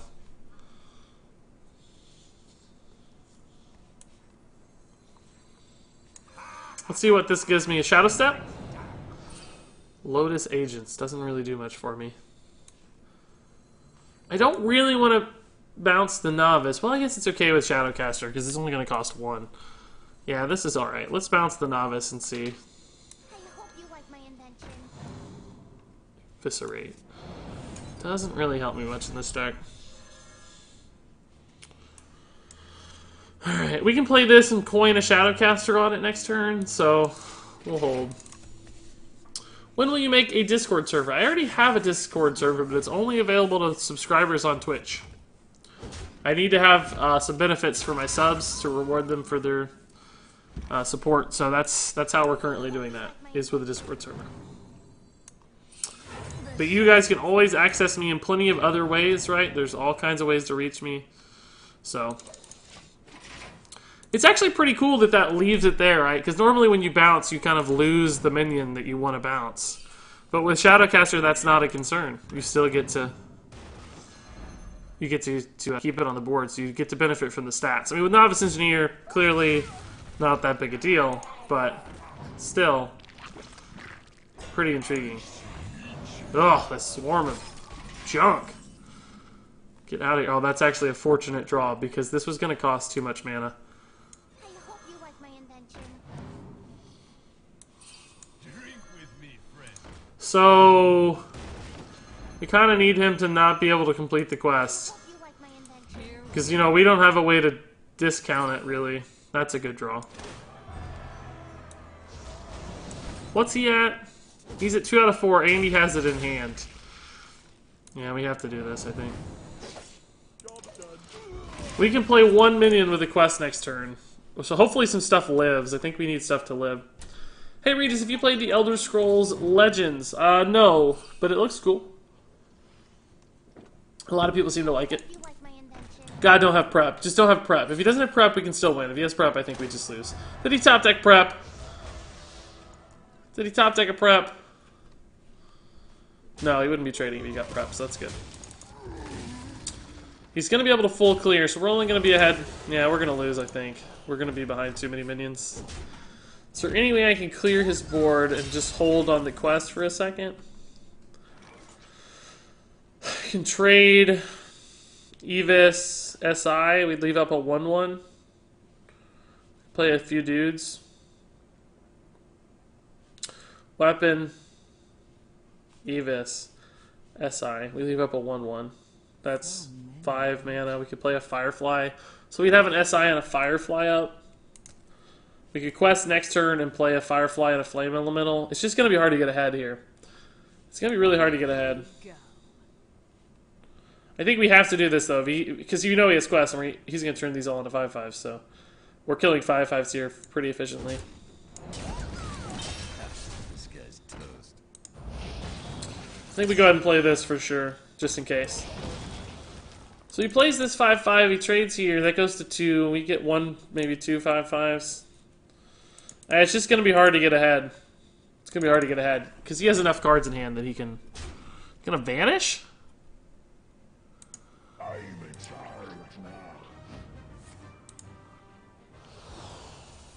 Oh, he's just gonna Shadow Step. Why didn't he clear a minion first?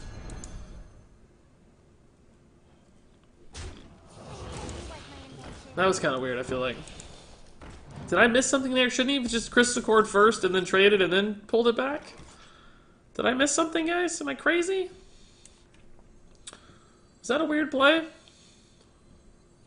Did I see it wrong? So it's still going to be tough, I think, to keep up, but we're going to try our best. I guess that's the most valuable. Well, maybe that, actually. It's debatable. Which one is more valuable to kill to prevent future bounces, but... Alright, the thing is, we just can't play as many cards per turn as he can because our stuff's so expensive. Man, that sucks. Are we dead right now? Prep Vanish doesn't do it. That gets him real close. One more wins the game. That doesn't do it, though. I don't think we have any outs here. I don't think we have any way to clear. Backstab's definitely not going to do the trick. Can try something here, maybe. Man, Betrayal is about as good of an option as possible. But I don't think that's enough still.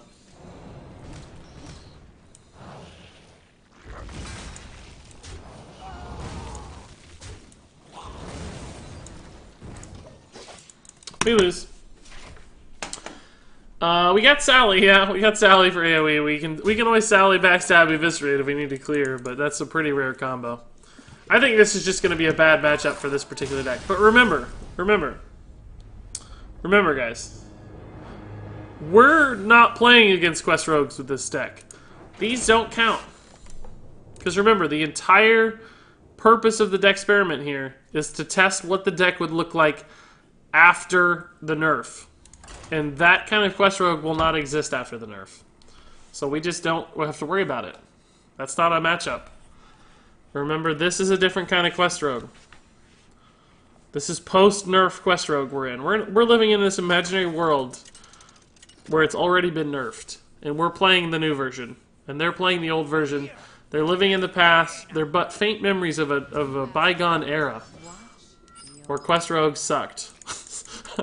So we don't have to stress about them anymore. Pretty good hand, I think. So let's see.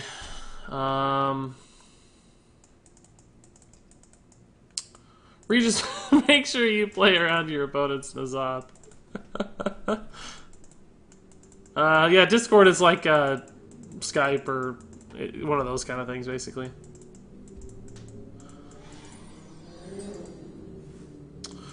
Back at it with a transparent Mountain Dew, of course. What's the top rank you have been to? About like 225 or something, basically. Legend, top 225, somewhere around there.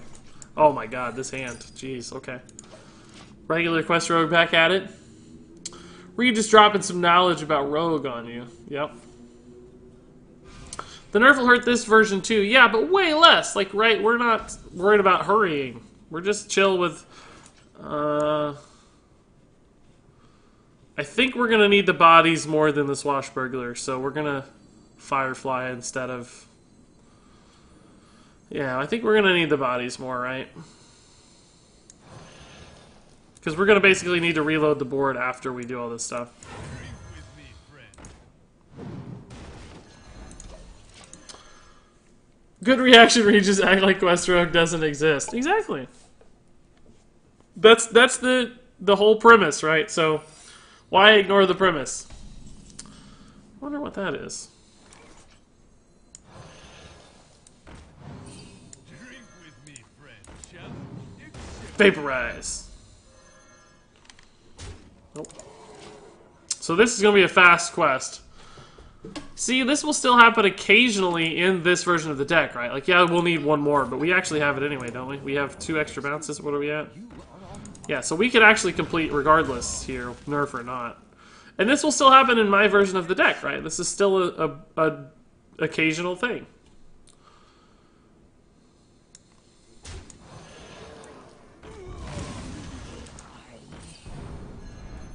Amazing.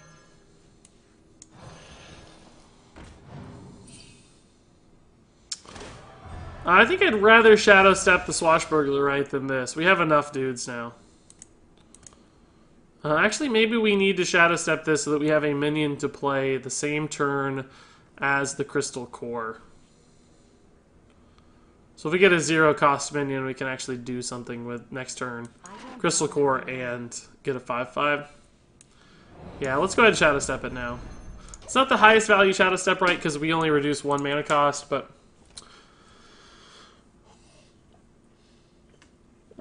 But then you should always play the Crystal Core after 5 minions other of the same name. Yeah. Sure. This time we actually are going to, right? We're going to be playing it. This is exactly what we're trying to do this time. It's this is the 5th play of Firefly here.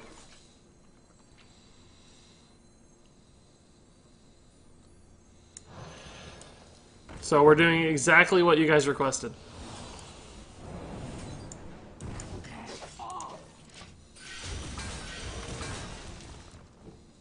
We'll probably just play a bunch of dudes in the Abyss next turn, depending on how he trades here.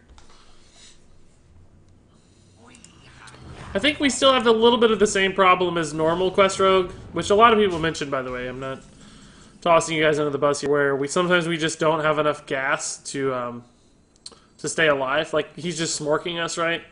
That's probably going to be similar. But I don't think it's a problem with the deck. I think it's just a problem with the archetype. In other words, it's not because we got greedy with late game. It's because it's just that's how it works. We're more worried about completing this quest as opposed to... Ooh. Does this help me ever? Not really, no. This kind of sucks. It all sucks. Just curious. Might have actually hurt me to spend that mana, honestly. We'll see.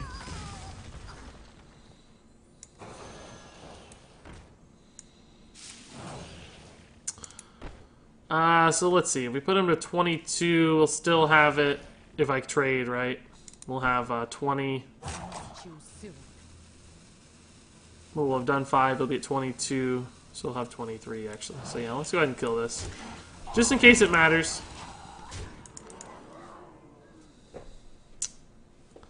We'll still have Ice Block lethal. We gave him a card, but we also saved some damage, perhaps, on spell damage. Well, So who knows? boys, make some room by the hearth, won't ya? Andrew just subscribed with Twitch Prime. Thanks, bro. Thanks, Wilson. Now I kind of regret trading, because we would be able to pop the block right now. Let's show our guests a good time. Here we go. But he also would have cleared our board, so I guess it wouldn't have mattered. Never mind. I don't regret, because these would all be dead. So no, it was still the right play, regardless. So he has to kill me in 2 turns or ice block through a couple turns here. He might have it. It's just secret mage stuff, so doesn't really make much of a difference. That helps him a little, but we still pop the block and clears, so we're fine. The question is, do we die or not? Should be max safe here and do it this way.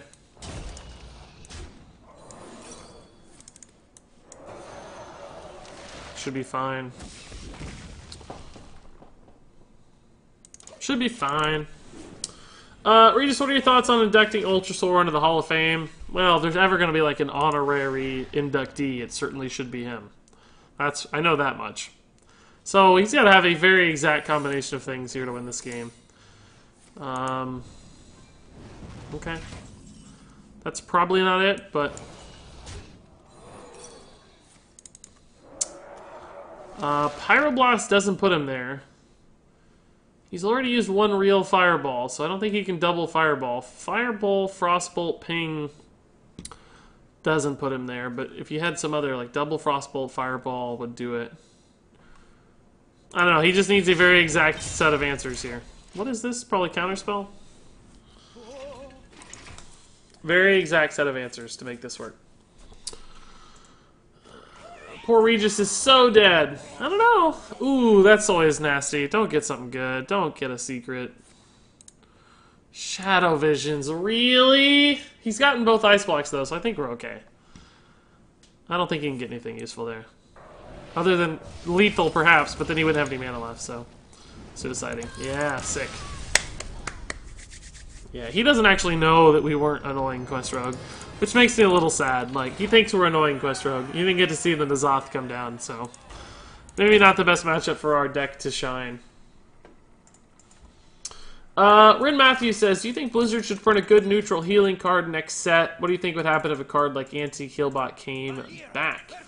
Yeah, we're lacking good neutral healing. There's only like Earthling Farseer at this point, which just doesn't do enough. I think they don't want some classes to have that option, like Rogue, for instance. They seem to never want to give Rogue survivability tools. Oh boy, this is a good hand too. So, I don't know, they may not do it, but I think they should. Rogue would probably be more powerful with some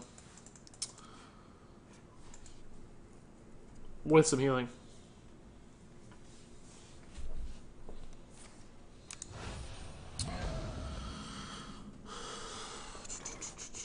Hey Regis, how's the deck experiment going? Honestly, I think we're winning a fair number of games so far. Surprisingly, with Nazoth and Quest Rogue. Somebody over said it's still Quest Rogue to them, which, yeah, it's still Quest Rogue. Nobody's denying that, but it's not traditional Quest Rogue. Only the first half of the deck looks anything like Quest Rogue. And even then, it's debatable with, like, Blood Mage Thalnos in there. That's a really weird card to see in Quest Rogue. So... that's actually not bad.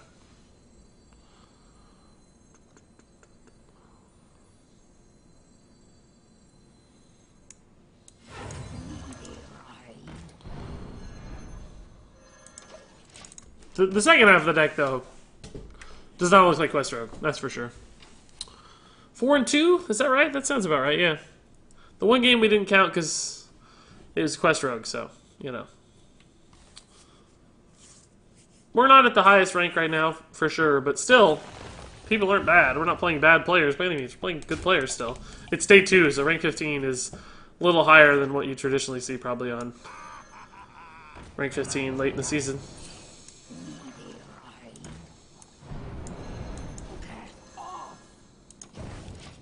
So we're going to complete here next turn, which puts me on a pretty good turn 5. This is actually the gross side of Quest Rogue. Again, this guy doesn't know that we're not Quest Rogue, so makes me kind of sad. Like, I feel dirty a little bit because I hate Quest Rogue so much, but why no patches? Honestly, we probably should have put patches, but we just kind of ran out of room. I didn't even think about it, but It's a pretty tight list anyway, I feel like. It's a lot of stuff crammed in here. I mean, some stuff's probably not good, like Sergeant Sally. I don't really think Sergeant Sally is a great card, but we tried to make it work regardless.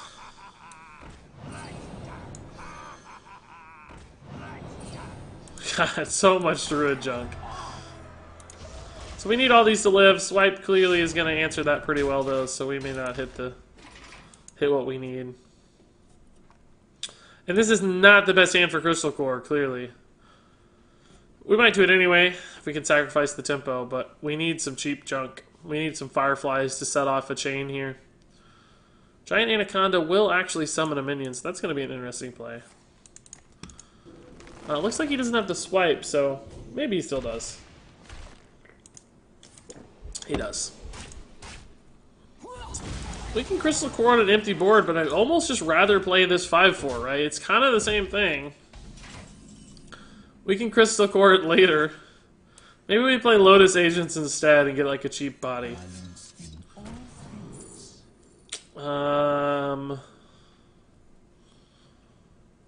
These are all intriguing. I don't really know. Maybe Eviscerate's the most flexible, so we just take Eviscerate. It's debatable. It's a lot of damage, too, which is important. Because we're probably going to need to catch up a little bit over the next couple turns. Savage Roar will win me the game, but we're going to win on bodies anyway, so we don't need Savage Roar. Halazeal is kind of intriguing, too, because it's healing, but we'll win on bodies. I think it's fine. Win rate, I don't know. So far, probably 66% or so. But not that many games. Although we've been playing for an hour and a half. Man, it doesn't seem like it. That's crazy. 5 to complete it didn't happen. Oh, wow! We didn't even pop the quest yet, but he already got tilted. That makes me sad. I almost want to, like, friend him and apologize. Makes me really sad. So the last few games we've won have really just been quest rogue wins. Which, you know... Still cool. It's a good deck. But I kind of wish they were like N'Zoth wins. Those are going to feel way more legitimate to me. That's for sure. Way more legitimate. Valir versus Mael.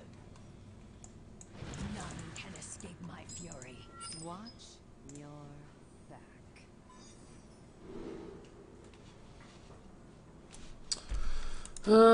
That's a pretty good hand. Can't wait till this deck goes away. Oh, come on. Cut me some slack, guys. I'm not playing Quest Rogue. I'm playing N'Zoth Rogue. It's a very big, important distinction there. We might be playing against a Quest Rogue here, it looks like. Which I think is, again, going to be a problem for us. The only way we're even close last time was just we hit the quest super early and we still got ran over. So, we need to hit the quest super early again or we're just going to get smorked.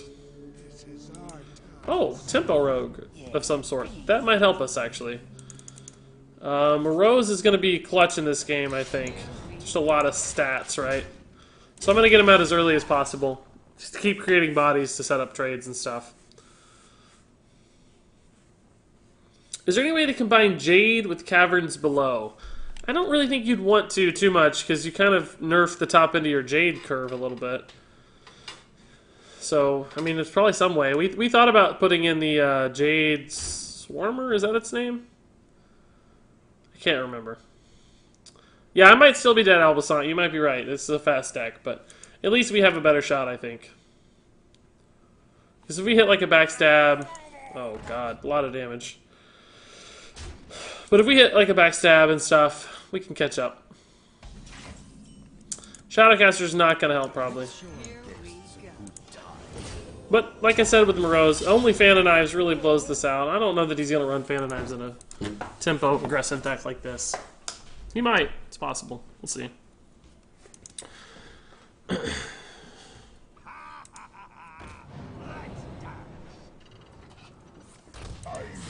It's a good sign that we didn't get Fan of Knives yet. Like I said, these bodies are going to do a lot of trading, I think, so... As much as they're able to without the weapon shutting them out, but we'll catch up eventually. Here's where I wish we had patches, right? This is the game we need patches in the deck. Fan of Knives? No, but Jade Shuriken's also sick. Cool.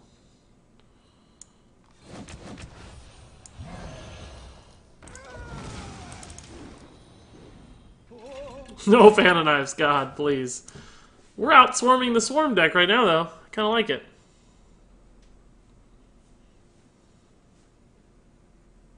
All the Aggro rogues I played today had fan. Great, good news. Thanks for breaking my heart, dude. He might get it off this hallucination too, right? I don't think so. He would have snap grabbed it for sure. Shadowcaster doesn't help us here. Shadow Step, arguable. What's that gonna be? Eviscerate face? SI face. That is a ballsy play. I like it. He understands his deck and he's going for it. It's really smart. We're going to eviscerate it, so we'll be able to punish a little bit, which is nice. It's kind of a dead draw, really. We're going to play it, I think, just to get bodies out, but it's not going to be important here.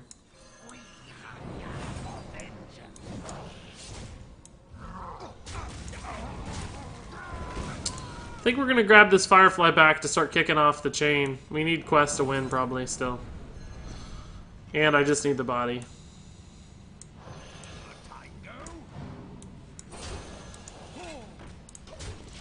Moreau's value, dude. Where's that Savage Roar we got last game? That'd be nice right now. Right about now. Hey, Nightwear, how's it going? Parsa Panda says, congrats on getting your sub button. Probably going to sub soon.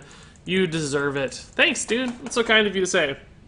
The next sub will actually be the 20th subscriber, so already getting up there. It's cool.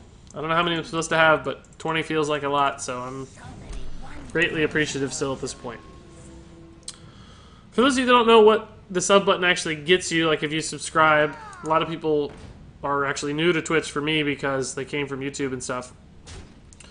Basically, it's you get some emotes, like I can show you. These are going to be the emotes for people who do the expensive subs. There's one more coming for people who do the regular sub. It's getting approved right now. I messed up the first iteration of it, but it's going to be like an orange-faced Regis to look like a legendary Hearthstone gem, etc. But you also get access to other benefits too. I have not comboed yet. I thought I'd comboed for some reason, because I traded a minion in, but that's not how combo works. Probably just going to trade in dudes anyway, because our board's getting a little full. So I think we'll just trade in the Moreau's dudes. And Shadowcast the Firefly here.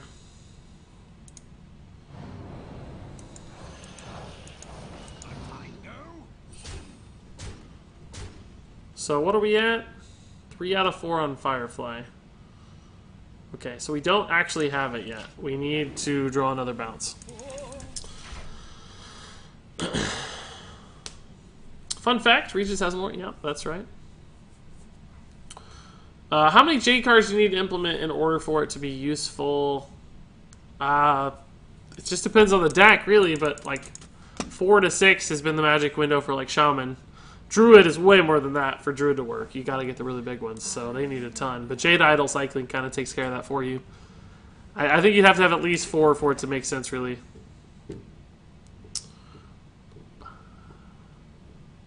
Parsa will probably do, you know, my kind of standard Regis Skillbin logo with Regis and holding the gun and stuff. That's at the, that's basically this one. I'm gonna show you guys real fast. That face will probably be one of the emotes. Hi, Dad. Sucks. If we're dead, that sucks. I think I have to hit Quest to win here. No, we're just dead. Man, he got the right potion off Zeril. That sucks. If we hit Quest, we probably win. We needed the exact combination of stuff, but Shadowcaster and Quest Rogue. I know it's the Zoth Quest Rogue, but it seems really weird to put 2 Shadowcasters in such a deck. I don't know how you know it's weird. Is somebody else running this? I think it's all weird. I got Egg Nappers and Vilespine Slayers and Quest Rogue too, so I don't know. Maybe it's weird, yeah. They actually make a lot of sense. I think they've been one of our better cards so far, to tell you the truth. It's just another bounce, and when you've got mid-range bodies like this, it seems to be working out pretty well. Can do some cool stuff too with just Vile Spines and SIs, and all of these Battle Cry style cards start to get really cool with Shadowcaster. Particularly because the 1/1s they drop are now 5/5s in Quest, so makes a lot of sense. Black Wolfa says, "Hey Regis, lovely to see you online." Thanks, dude. Against Priest, I think we're going to need bodies. I think we have to go the Firefly route. As much as I'd like to go the Swashbuckler route, too. Maybe Swashbuckler is a little better. I think we got to have the bodies, though, because there's Dragonfire potions and stuff that clear the board, so we need to be able to refill it consistently. I don't know. Let's see what our next draw is. That'll dictate a lot. Right now we have 2 bounces, so we don't have to worry about it anyway. We could maybe just throw down the Novice, too. So that's technically our 4th bounce, right? We can our 3rd bounce. We can get to 4 now. The question is, do we need which card do we pick to do it? Maybe Swashbuckler's best. I don't know what this is about, but it's some kind of shenanigan I don't like. So Swashbuckler can give me more answers to shenanigans for sure.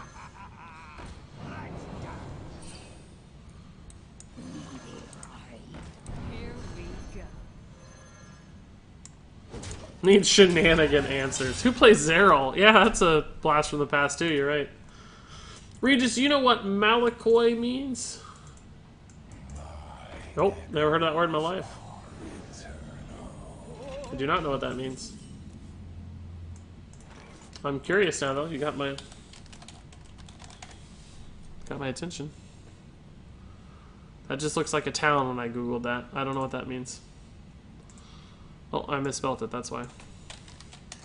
Aha! So many options. It means some sort of version of effeminate. Okay. I don't know why you're saying that, but that's cool. Perhaps you think I'm effeminate, which I would find very intriguing, given my giant beard. Do we just like coin the tentacles here to trade? We make a really nasty 4/5 for Priest having trouble to deal with. We can get to this shenanigan stuff later. I'm a little bit worried about that 4/3 for some reason. I don't know why. We probably don't have to be.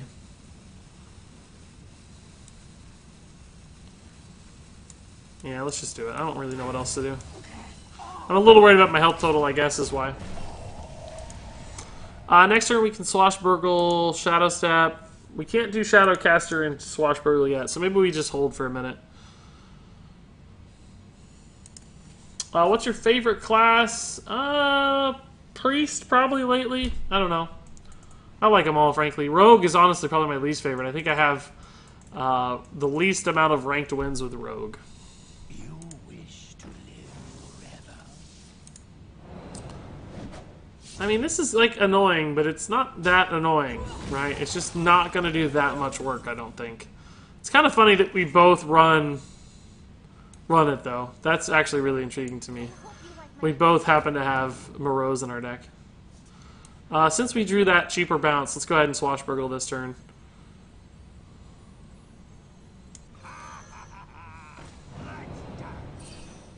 Drink with me, friend. Shadow form is pretty interesting. Priest is a beast. Yeah, that's true. Look at that orange beard. Says MX Galley, the manliest man you know. That's right. Regis is the bearded lady. Whatever works. You trying to say women can't have glorious beards, Regis? No, not that they can't. Simply that they don't typically. There's a difference there. Pretty important distinction. I missed a few follows here, it looks like, actually. I feel like I'm not hearing the sounds, maybe. Hope I am. But anyway, Syrian drops a lot. Icon, Incon HD, and Gotu. Gete. Thank you for the follows, guys.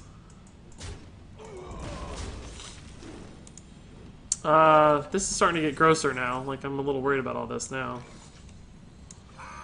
We need, like, Dragonfire Potion off these Swashbucklers. Shadow or Death might be helpful eventually. How do we want to do this? I guess just Shadow Steps are fine.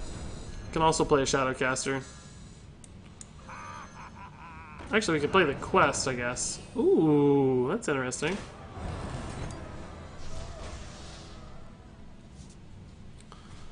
Do I quest for a 5/5 or do I just like shadow cast for a 4/4? 4/4 is not very good against this board.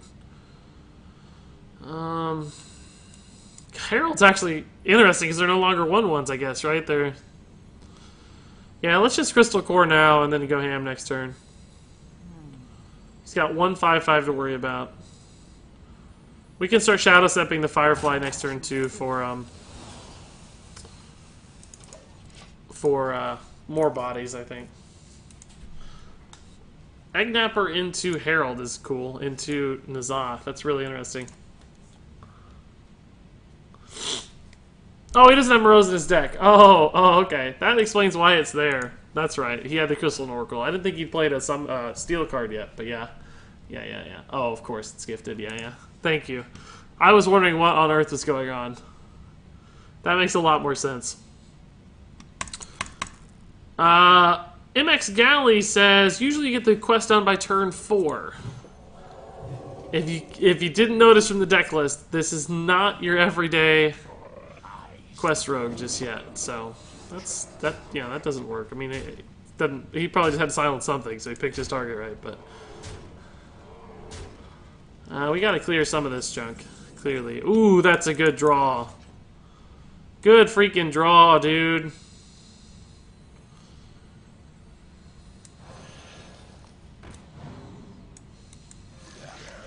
I think we'll just clear here. Like, take the trade. It's not a great trade, but it's a fine trade. The question is, do we Shadow Step this Vilespine or not?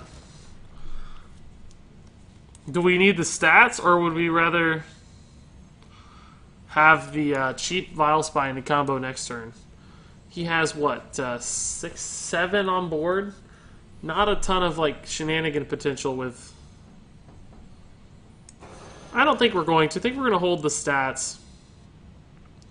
We can Herald Volage if stuff lives. Shadow Step something else, maybe. Shadow Step N'Zoth later if we need to. We're just going to hold. I think I'd rather have the stats. Because he still has to use... He probably still has to kill me or he's worried about dying. Or kill my stuff, I mean. Shadow Word Death doesn't... We could have Death something too, I guess. I didn't think about that. Did we have the mana to Death and Vilespine? No, we didn't. I'd rather Vilespine then because it gives us stats. It's a clean Vilespine kill. Is he going to go face here or does he start trading? Like, isn't he worried about dying if he doesn't trade? Is he going to kill me in time? Like, there's a lot of math for him to do here. We just traded into the 2 biggest things. Try to stabilize a bit. What's that going to be? Acidic Swamp Ooze. That's gross, actually. Becomes a problem for me.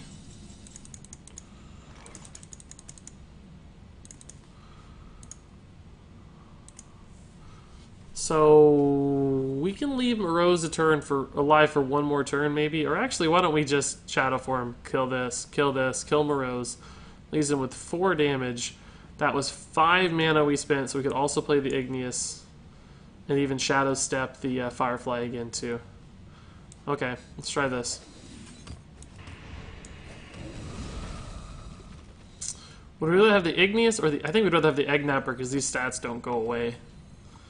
Yeah, let's do this instead.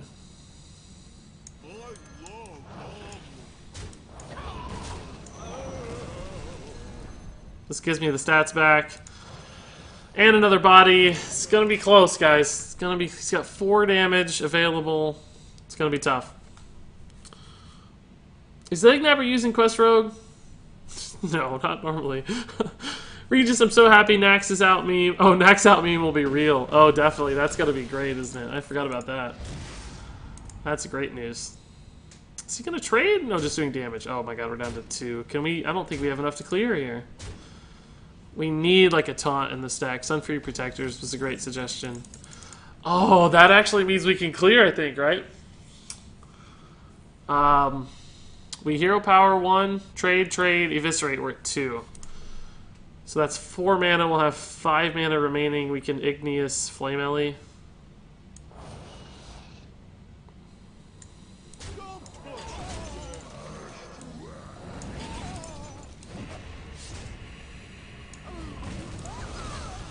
So we're going to have 22 damage next turn, but we won't have lethal. So we just have to live for a couple turns here. N'Zoth is getting exciting, though. Harold Volage, also crazy and interesting. Like, very interesting. Bilefin's better? Yeah, maybe so. It's more typical, of course. Perhaps it is better than Sun Fury. Same idea. Clearly has been more tested and refined than Sun Fury in traditional Quest Rogues, but who knows if we're traditional. Alright, that's actually not that big of a problem. But how many Death Rattles have we had die? Just this Egg Napper, right? So I don't think N'Zoth is our answer here. We can Shadow or Death and do 15 and Herald, right? And this is gonna... I guess this summons 5/5s. Does anybody know? I don't know. It should. It should, I would think, but who knows. But Dragonfire Potion leaves me with a lot of damage on the board still, so I'm not even that worried about like Dragonfire, although I don't even know if this guy runs it. It probably still does, but I would have taken this one if I was him, by the way, I think. I don't know. It's harder for me to deal with. Surely these become 5/5s, right? Yeah, okay. That's kind of what we thought. Volage is crazy! This is really good all of a sudden. So Holy Nova clearly still lethal, if that's what he's got. He shouldn't be able to Potion of Madness anything, because it's all 5 attack.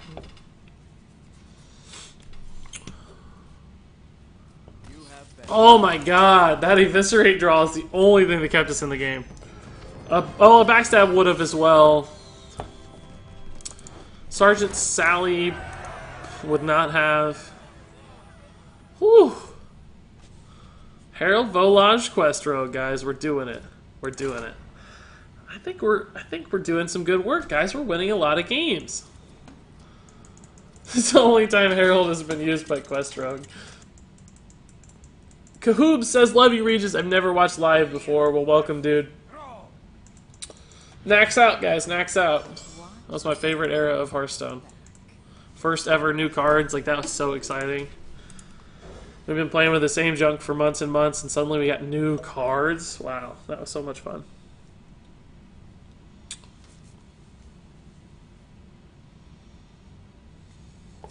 I got a lot of people who are trying to turn this into Quest Rogue in chat. Guys, if we wanted to run a Quest Rogue deck, a normal Quest Rogue deck with Chargers and a lower curve, we'd play Quest Rogue. That's not to the spirit of a deck experiment. We're trying something different. We're trying something new. We're not trying the same old stuff. We know Quest Rogue works. It's a great deck. It works really well. I'm not trying to test that. I'm trying to test something different to see if this can work. And a lot of times it's going to fail, and that's totally fine. That's actually fun, too, is when stuff really fails. I really like when stuff fails, because that you learn from it, right? You grow from those experiences. I don't really know what to do this game. We don't have a lot of good playable stuff here. This dies to Jade Claws, which means it can't be our bounce card if it does, but the Flame Elementals are really one of our... It's really one of our go-tos anyway, so...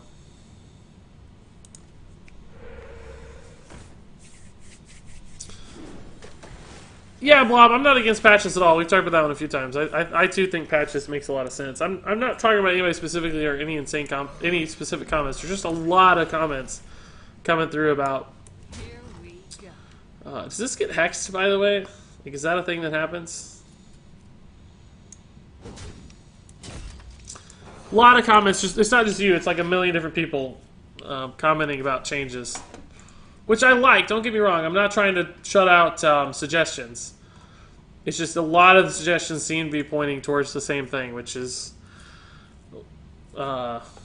making the list. Like, some people are saying remove N'Zoth, cut Shadowcasters. Is Egg Napper really very good in Quest Rogue? Those kinds of things. It's like, no, of course not. Of course it's not good. We don't know. That's what we're testing.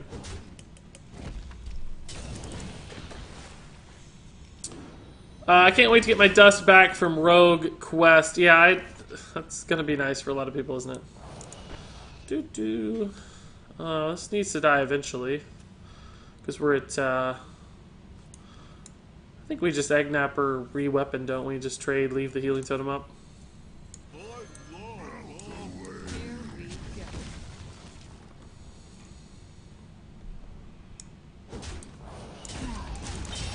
We're in an okay spot. All these death rattles are actually working pretty good.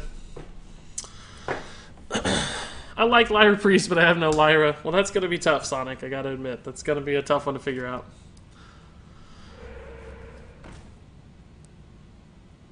Poor Warlock. I've played 200 games in the last few weeks, and 4% were against Warlock. Yeah, it's in a tough spot for sure. No doubt about that. This looks like a pretty good Vile Spine to me. Swashbuckler was a clutch draw because I don't have to use the Shadow Step. I basically don't have to commit to the Shadow Step now. I just get to use whatever I want.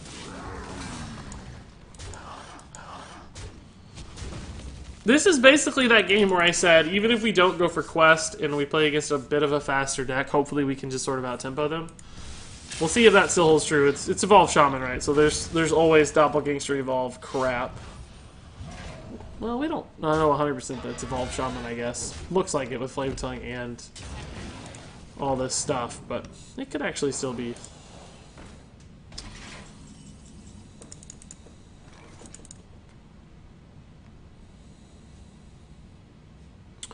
How many Flame Melees have... I think we can get Quest done, right? With Shadow Steps here? Yeah, okay. In fact, can we play it this turn? I wanted SI, but if we can go ahead and do Quest, we'll just do Quest to get 2 5/5s. That's 100% okay. And this is a cool combo, by the way. We just don't have a lot of cards, though, so we're going to figure something out.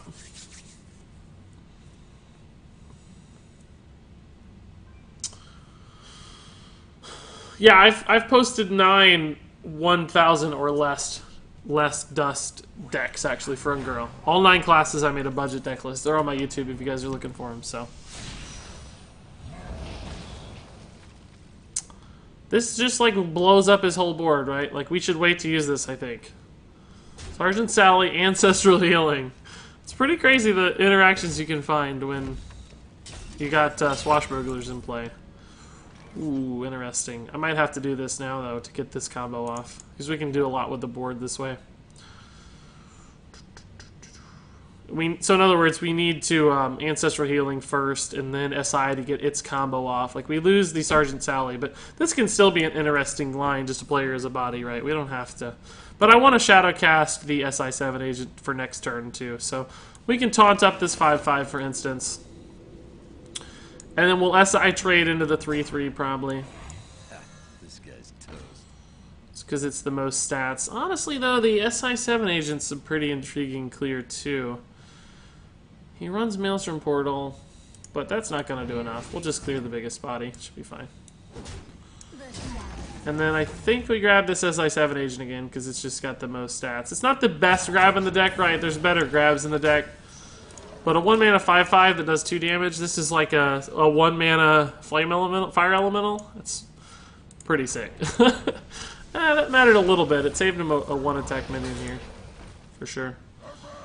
It's a lot of crap. We might just have to start going face here. We can do 12 this turn, like leave Sergeant Sally up. Although, no, Bloodlust wins the game if we take that route. Like, we kind of have to address the board a little bit.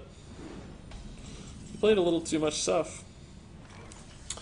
Like, I think we Sergeant Sally and we trade a little here.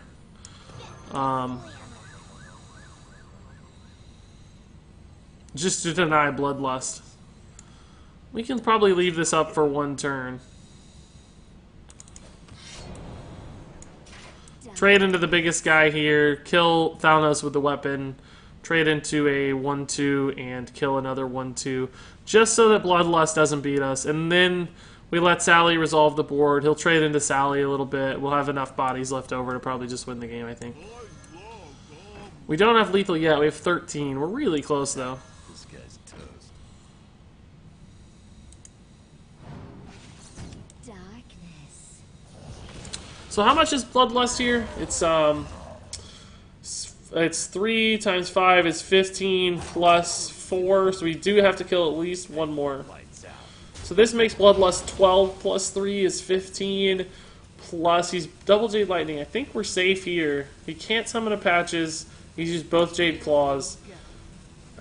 I'm gonna kill this Patches just because I can, but I don't think we had to. And I didn't kill the Thalnos because I don't think Maelstrom Portal damage matters here much, and it gives him a card, and he kind of has to commit to the play before. In other words, he can't get Bloodlust off the top and then draw the card. He has to draw the card and then figure it out. Devolve, I don't really care about. Oh my god.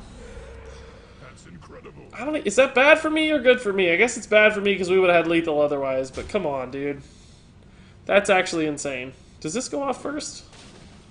Or does this go off first? Makes a big difference. This goes off first. Okay. I can live with that. This off would be a...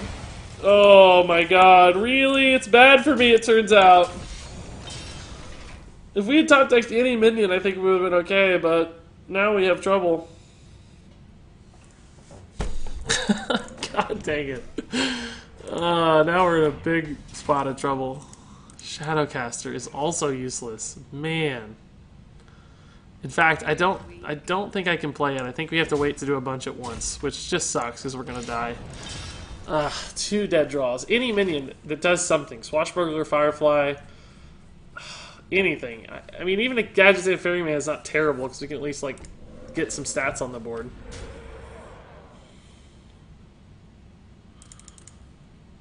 Man.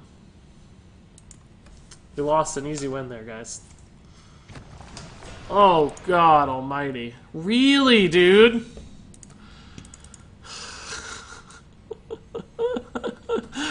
Ah!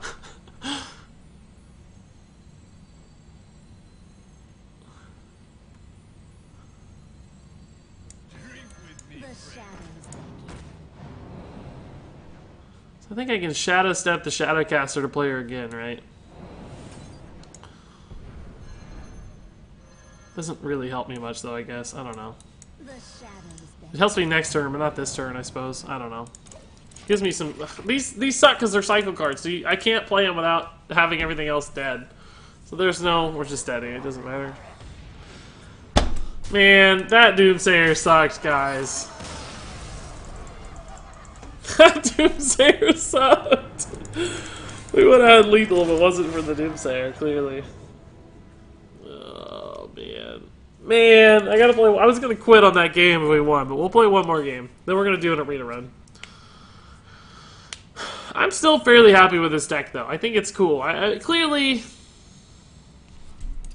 it needs some work. I wish I could Feminist, but I can't.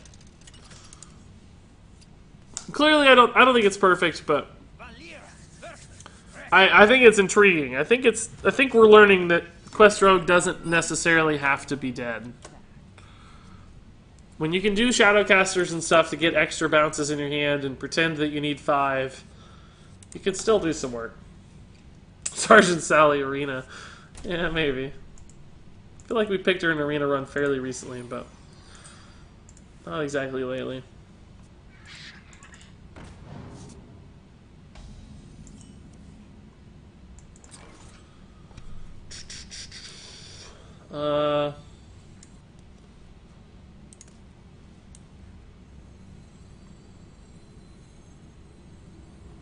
There's a chance we just Firefly, right? But I think we're okay.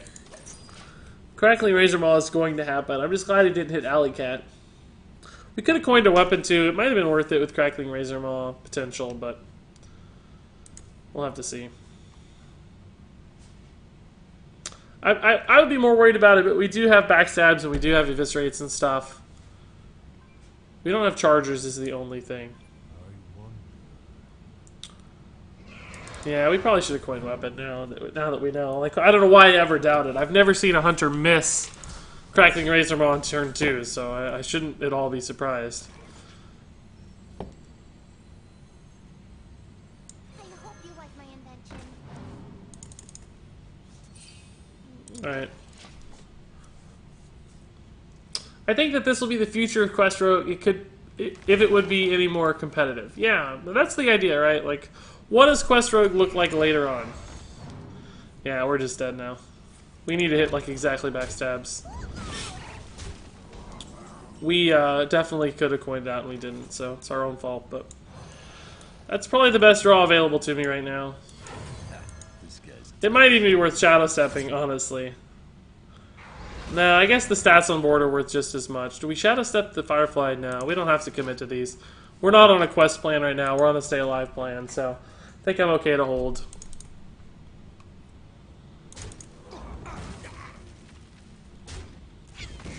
He's clearing. Okay. It's actually a fairly slow play. That buys me a little time. I'm happy to see that. Happy to see that. This is some good stats on the board, too. Again, we're not looking for quests yet. Like, yeah, we've played a dude, but that's... We haven't wasted any bounce yet. This is pretty good with these egg nappers and stuff, too, and the Igneous. Just getting cheap Death Rattle minions for an eventual N'Zoth. But this is going to be too slow for this game without a taunt Death Rattle. You know, a taunted Death Rattle, like the Infested Tauren, could really help this deck, maybe. It would be like a big 5/5 taunt that summoned a 5/5 when you killed it, which would suck for you, and then N'Zoth would that way bring back a 5/5 taunt, too. Because right now when we play N'Zoth, he just doesn't do anything. Oh, it's weird that he left 2 of these up to enable a kill. I don't know if I feel good about that, but then we can't really kill Tundra Rhino, so I guess it works out okay for him. Because we just get hit in the face with a... as it stands right now, we just get hit in the face with a... Savannah Hymen. We haven't drawn any of our spells yet. No backstabs, no evis, so we're in trouble. We'd probably take 11 damage to the face here and lose the game. Leaving up a Tundra Rhino is just suicide, yeah. That's exactly what happened. But we didn't have a choice. Shadow Step's not going to do the trick.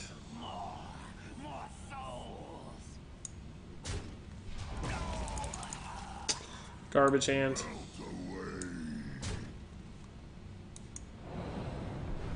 This is not a good play, obviously. I'm just goofing. Just suiciding. Let's show our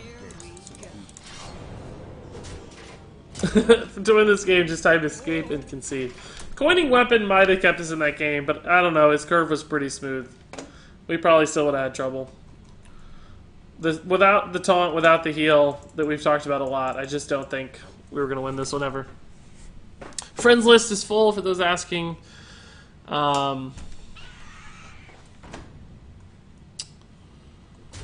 Regis, about how many packs should I buy to get the most of GVG/new expansion after the new pack changes? I don't know the answer to those kinds of questions. There are definitely some people out there who can tell you and make really good recommendations.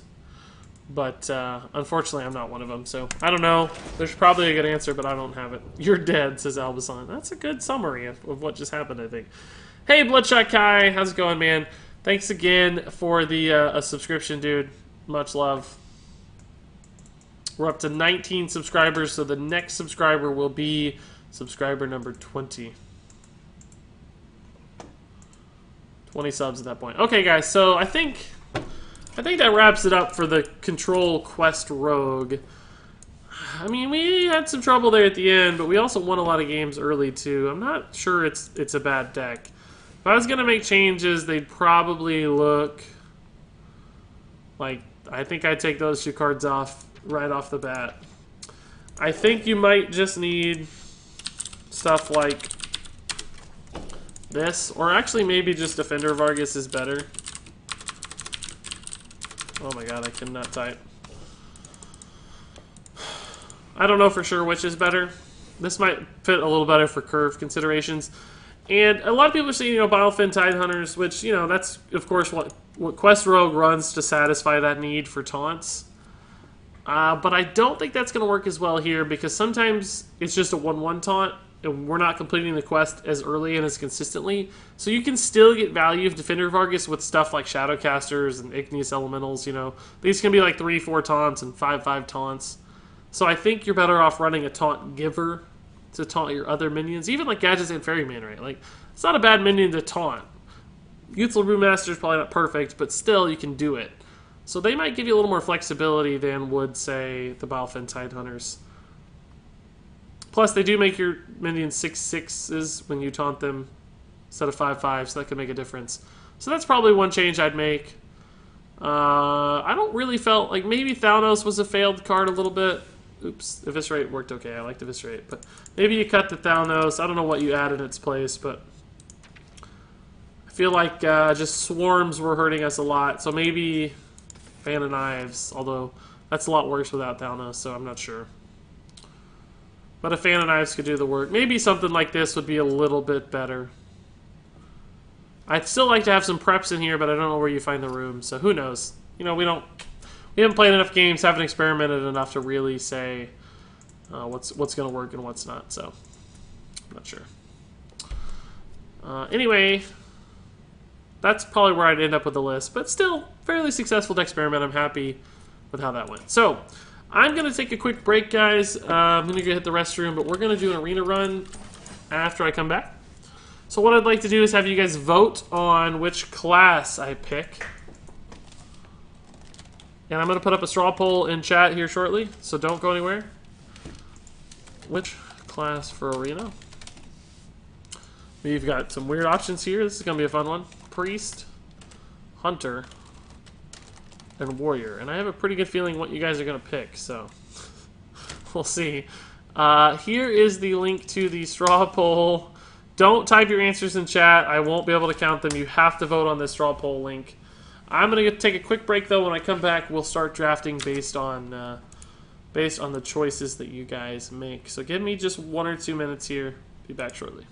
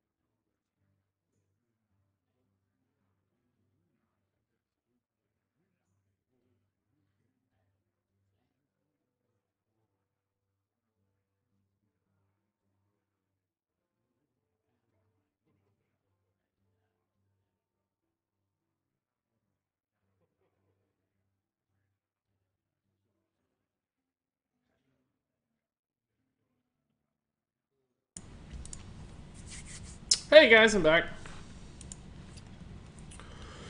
And those of you paying attention to the straw poll results will see that Priest is the winner. 17 votes. So Priest it is. Let's I'm gonna get the Hearth Arena Companion app loaded up here real quickly, and then we'll jump into this draft. And then we'll play through this priest draft. Then whenever the priest draft is over, that will mark the end of the run. Or the run, excuse me. The priest run is over. That will mark the end of the run. So let's see if Hearth Arena plays along today. Waiting for you to start an arena run and pick your class. Sure thing.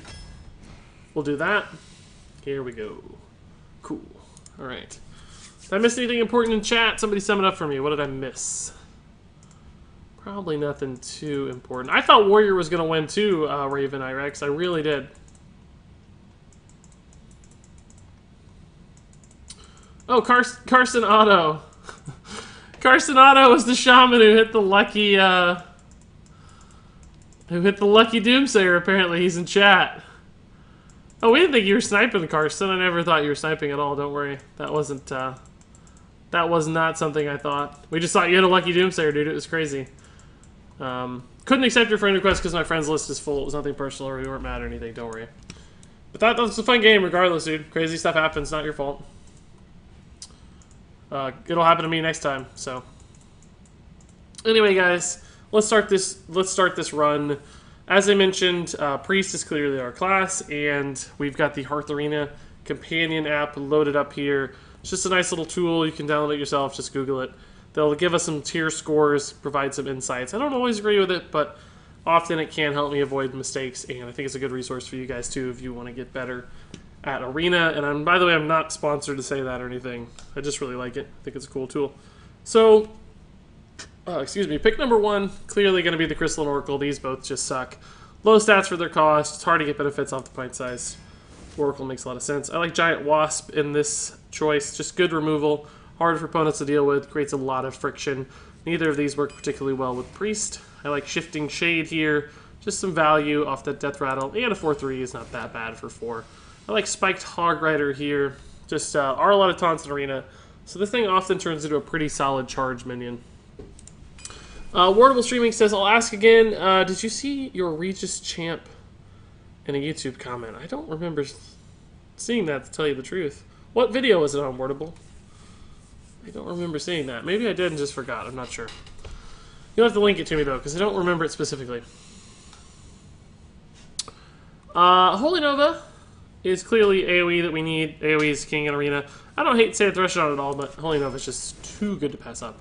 Radiant Elemental will be the pick here. 2-drop with a lot of upside, which is nice. Ooh, Alkanai or second-rank Bruiser. I don't know what's typically considered better. They both seem to make sense to me. I know second-rank Bruiser's a solid card. Blackwater, obviously terrible for Priest.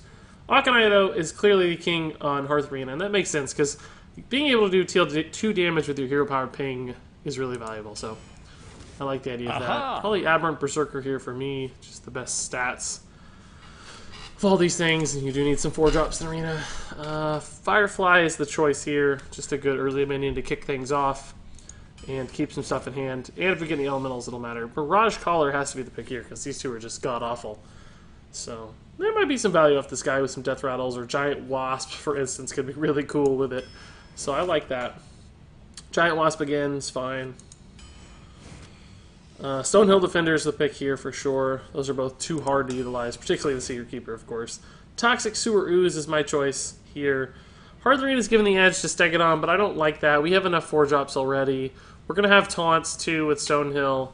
I'm just going to take the higher statted 3-drop, and it's also got some utility with the weapon removal. So you can see the tier score here on these is almost identical, but I actually think we like this one a little better. I know we already have some 3-drops, so we're getting a little full, but we'll get some 4-drops again too, so I think it's fine. Ooh, these are all interesting in their own little way. Hearth Arena is given the edge to Corrupted Seer, but I think I'm actually going to go with the Volcanosaur here. We need a couple big minions. We don't have any yet, which makes me nervous. We do have some AoE already. So Corrupted Seer AoE is a little less enticing than it would be otherwise.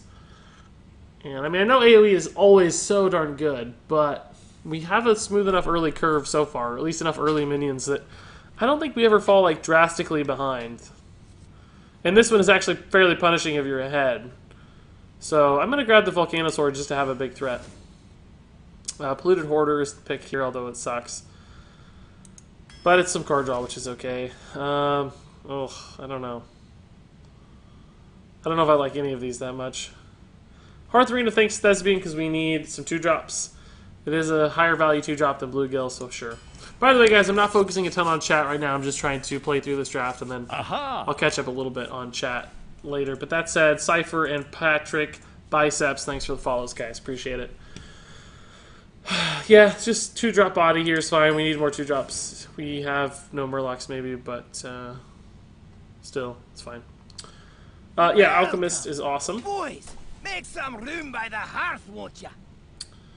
Hey, Buzz Falcon, man, thank you for the subscription.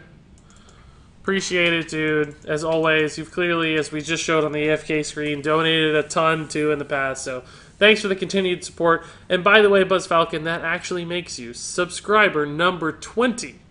So hitting a little mini milestone there. Appreciate it, dude. I think that's the 3rd sub of the day as well, so that's nice as well. But thanks, Buzz. Much love as always, dude. Yeah, Darkshire Alchemist here, just a solid 5 drops and value on the heal. Can heal minions just as much as your face. Holy Nova, again, is fantastic there. Clear choice for me. Fledgling, probably, but I also like Stonehill Defender. And Shadow Madness. And Hearth Arena actually wants to give Shadow Madness the edge here. I'm fine with that. It's removal, which we need a little bit more of, probably. You can just do fancy stuff with it, which is, I like cards like that, too. Cards where you can just do fancy stuff. Stonehill, also great in Arena, so I'm a little torn here. But we do have a lot of 3-drops. I think these are getting a little bit of a debuff, basically, because we have so many 3-drops already. So Shadow Madness makes sense to me. Twilight Drake here is my favorite. We're probably not going to get huge Twilight Drakes just because of our curve, but we might hit some 4-5s and 4-6s and stuff. Cyclopean Horror, I guess, but we have a little heavy on 4s now. Doppelgangster probably, but I don't think I can take an It Master. The same tier score here, we're a little heavy on 2s, 3s, and 4s. Well, not 2s, but 3s and 4s specifically. I don't think I want to add another mid-range minion. Doppelgangster's a little bit higher cost. So it's like a 6-6 sort of, right? Like occasionally it'll be a 6-6. I think we just have to take this and hope. We just don't have enough late game right now. Shifting Shade maybe, because we need... I don't know if I can do this, because we're gonna need some late game bodies, right? Like we don't have enough late game right now, and Shifting Shade can occasionally turn into that. I guess Aucheneye is a solid 6-drop though. A 3-5 that does 2 damage is pretty good. The value off the pings late game is just really exciting. Plus with Darkshire Alchemist it gets better too. Sure, I guess we'll do it. But just look at this curve right now. It's very tall on 4. Oh my god, more 4-drops. Like,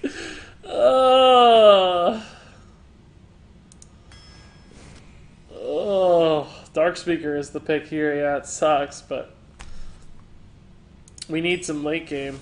Shadow or Death's fantastic. We need that for sure. It's okay that it's oh my god, Hearth Arena wants me to take Power Word Shield instead. What's the logic here? We could use large removal. We need Power Word Shield because it has synergy with our deck. Use it to smooth out our curve.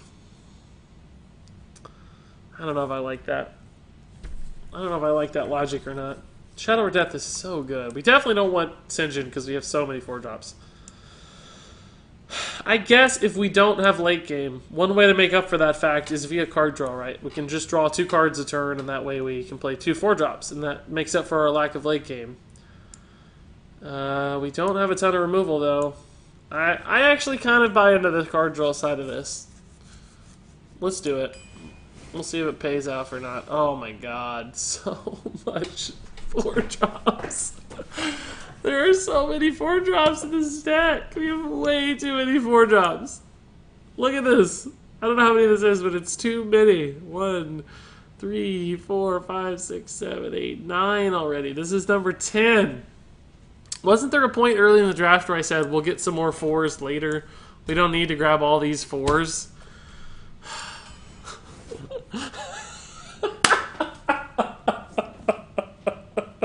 I don't believe it. I honestly can't believe we got more 4-drops. Oh god, we're gonna have to take the worst card here, Circle of Healing, just because it's not a 4-drop. Although honestly, I think Cabal Chemist is our best bet. It's the kind of thing that can be a late game card. You can get like the Blast Crystal Potion or whatever off of it. And I'm gonna do it. Like, alright, Volcano Sword is probably my favorite here. I like it better than Crusher in this situation. Even with the elemental synergy, I don't care. It's just the kind of thing that can be a taunt and save you the game, so. Alright. I don't feel good about this at all, guys. Like, the tier score might be okay, because there's just some good stuff in here occasionally. No, it's not even that good. 69.5 is okay. But it's just the curve considerations are a real problem. A real issue here with curve. We're going to need like cards like this to do some work, and the Shifting Shades. Generate us some stuff, Stonehill. Basically our card generation cards need to do some work, because we're basically, this deck list is giving us the middle finger right now. This curve is just giving us the middle finger. And yeah, Wardable's right. There will definitely be a game where we don't have a 4-drop somehow. We'll just not hit a 4-drop some game and rage quit in Hearthstone here. 0-3. God. Maybe 0-3.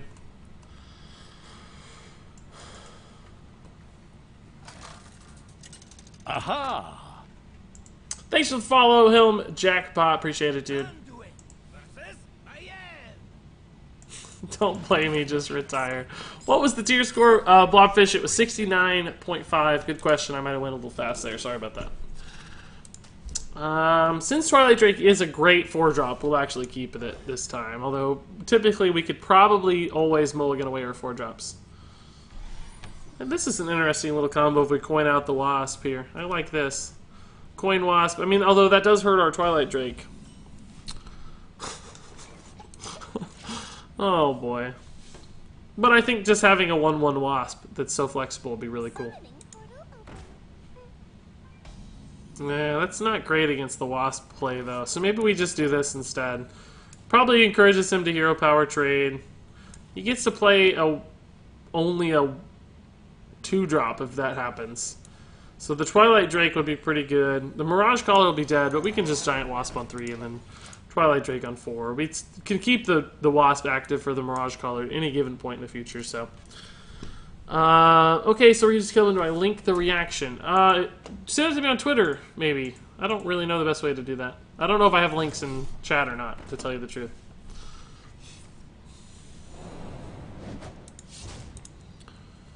Or that's also a good way to answer my exact thing.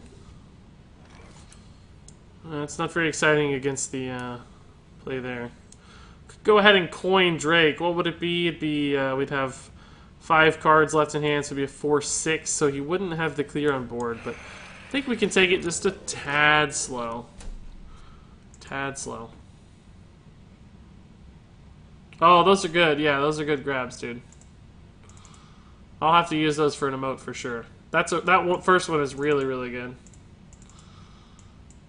Yeah, thanks, dude. That's great. Those are really good screen grabs, dude. Appreciate it. Much better than I ever would have got, so. Thank you, sir. Oof. That's a good target here, at least. Twilight Drake's still fine. We could try to hit the Mirage Collar now, but we don't have to rush. We have another Giant Wasp, so I think we're okay to just play it straight.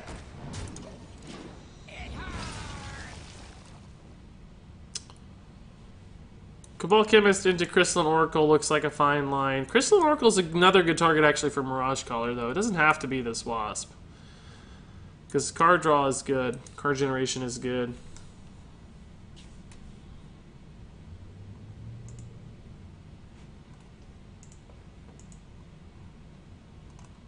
Greetings from Romania, says Razvan Berdi Sorari. Greetings from USA, man. Happy to have you watching from around the globe. That's always so cool to me.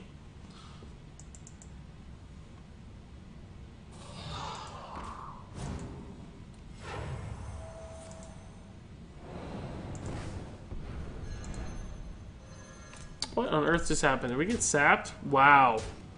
It's really good. Very annoying. It's a lot of damage coming our way. Jeez. 7, 10, 11. Oh my god. We're going to need the hero power. But I played this to activate the taunt next turn, so we can live through this turn and make some good trades and stuff and taunt and heal face. Might be alright. Oh, that's not actually terrible for Rogue, but it's not that. Is he going to trade? Oh my god, he's trading!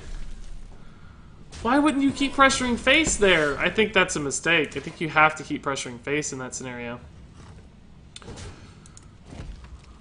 Like, you had me on a very tight deadline for damage, basically. And then you kind of waste it. Oh, man. Oh, man. Mirage Caller on this is actually pretty sick. It's a 1/1 taunt with Divine Shield. It really slows down the board.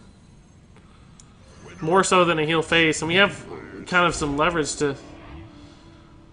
Is a 1/1 taunt with Divine Shield that good, I guess? He definitely can't clear both. He would need 4 attacks and 6 damage of health, too, to get through it all. Maybe it is pretty good. He's out of cards, so we're gonna stabilize here in a minute.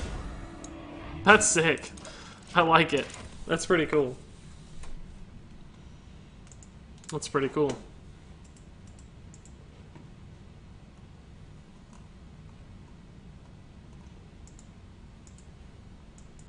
Free Annoyatron, sorta. Yeah, I guess Annoyatron's a good card. That makes me like it a little better. Ooh, that's actually really scary, because I thought we were going to win on card advantage. Like, we kind of made a tempo play here, because we thought he was out of cards.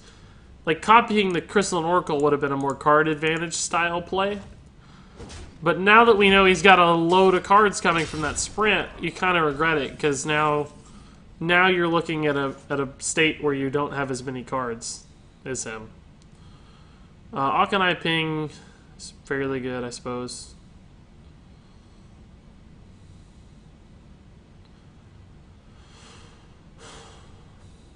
It's not that good, though. The math's a little weird, because we don't have a great way to kill this. I guess we could send in the 3/1, but I kind of want to send in the Crystal and Oracle. Maybe we just leave this alive, because it commits him to the weapon if he wants to use it, and even then we kind of have this Tolvir to protect it. So why don't we Akanai Ping the Direwolf? But let's see what card we get first, because that could certainly change our plans. Envenom Weapon. An actually useless card. Great. Great news. So in other words, like, just go face with these, because he has to, you know, attack to get this worth it. He can attack here, but he takes a ton of damage. Then we can maybe just kill him. We'll see. Our hand's not great, but... And he has so many cards now. Really annoying. I really wish we'd taken a different line, knowing what we know now, but of course we didn't know that. Wardable says, tell Razvan I salute him, I'm Romanian too. That's cool.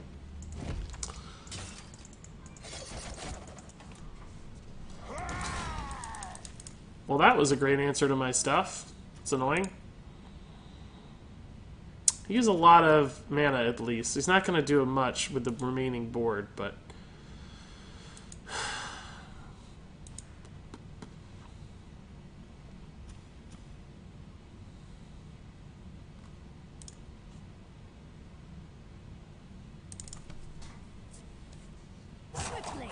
Actually, you read Razvan like R-I, like I and dirty. Rizvan.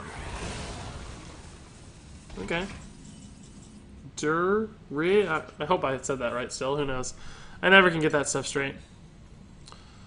Drink the power. It's probably my least favorite potion, honestly, of all the ones that were available.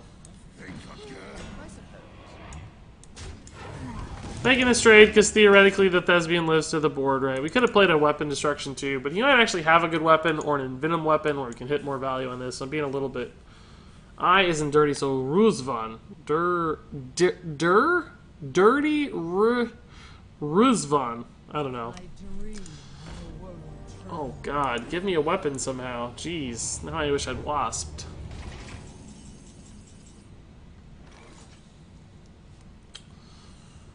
Ugh.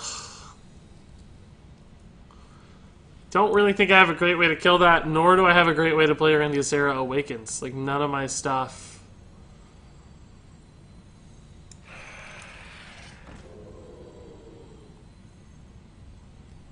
We can't kill Ysera. Ysera Awakens just blows me out of the game. I'm just gonna try to go as hard as I can, as fast as I can here, to kill him. Put ourselves on the non-Ysera, but if Ysera Awakens, we probably just lose. I don't know if we can stabilize in time. We have 4 points of direct damage, is it. And we don't have either one in hand, so it's not like, well, Akane has some direct damage too. But Ysera Awakens puts him at 1, so I mean, even if he does do that, he has to kill this with Ysera. I don't think we're getting Ysera Awakens, or that would have happened. Says you had to trade stats with Wasp, so Ysera Awakens doesn't kill it. That's a line if we think we have a lethal setup, but we don't, and we don't necessarily care about killing the Ysera, right? Like, we're kind of already past that. We turned the corner on Ysera, we're just going for the kill. So in other words, I would have done 1 less damage, he'd be at 7. We'd have a 3-6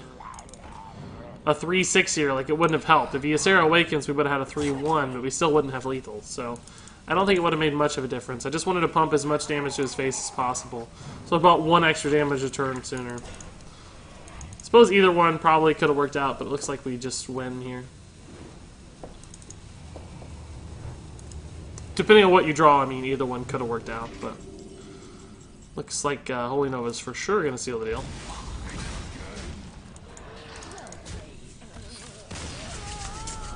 Yeah, both good. By the way, I love comments like that. I'm not trying to say, oh, you're wrong, I'm right, or whatever. I'm just saying why I made the decision I made. It never means it's right. I'm always open to learning from chat, just as much as you guys learn from me. I like learning from you guys too, but that was my thought process, at least. I actually kind of get annoyed when streamers, and maybe it's just me, I don't know, but I actually get a little bit annoyed when streamers just act like they're impeccable and always right and stuff, and like they can't possibly make mistakes and their line's the only line. That annoys me a little bit. Never learned from chat, Regis. Chat's rank 25.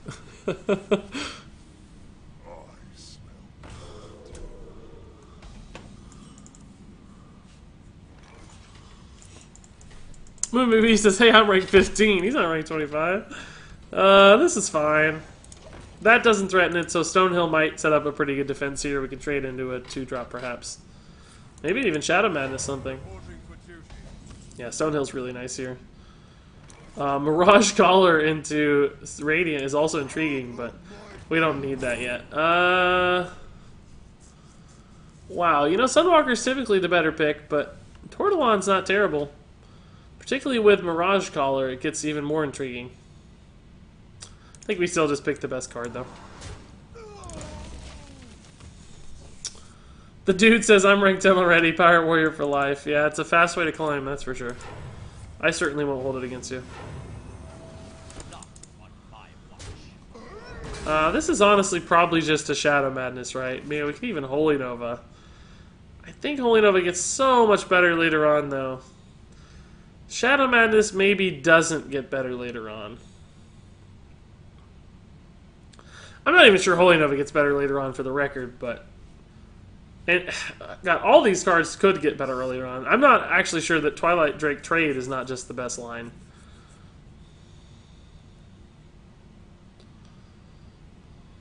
Because the Twilight Drake's not contested by the 2-2. That's pretty bad against, like, Blessing of Kings. Because this is really, he's committed 5 mana. We're using Shadow Madness to kill it. We can't do much, though, for flexibility. Holy Nova is typically really good against Paladin, so I might regret this, but I think I'm going to have to do it. Just for curve considerations, and this kind of has more flexibility in what it can do than does Holy Nova, so I don't know, we'll see. We might regret it, who knows.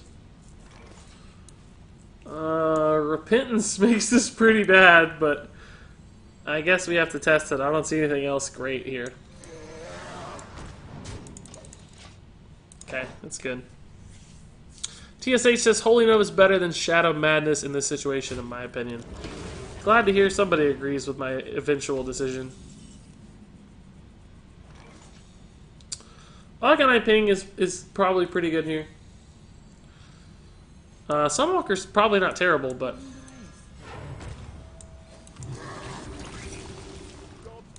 get away Kodo on that's totally fine. It's a toxic sewer ooze.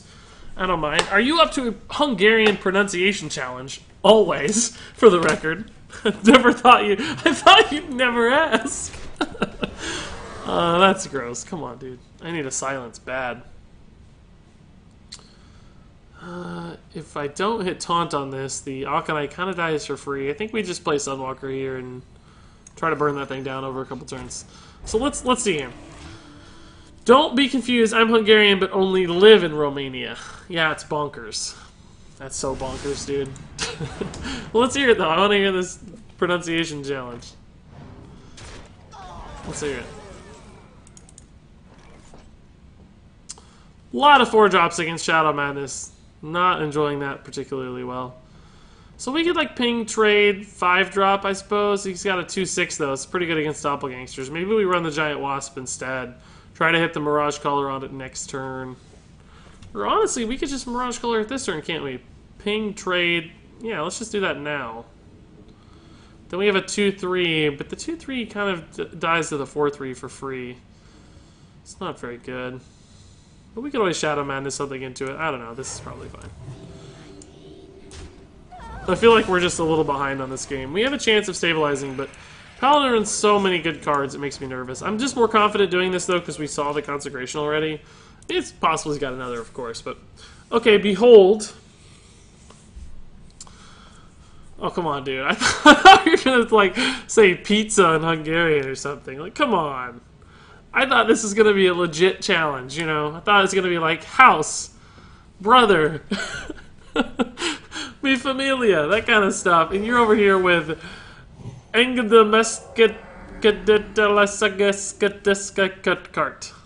come on, dude. That's not a real word. I know you say it's a real word, but I 100% do not believe you at all, so... Shadow Madness doesn't quite kill that, so I don't feel very good about that. I guess we just Volcano Sword and hold, right? Heal face, maybe. Divine Shield is pretty good, usually.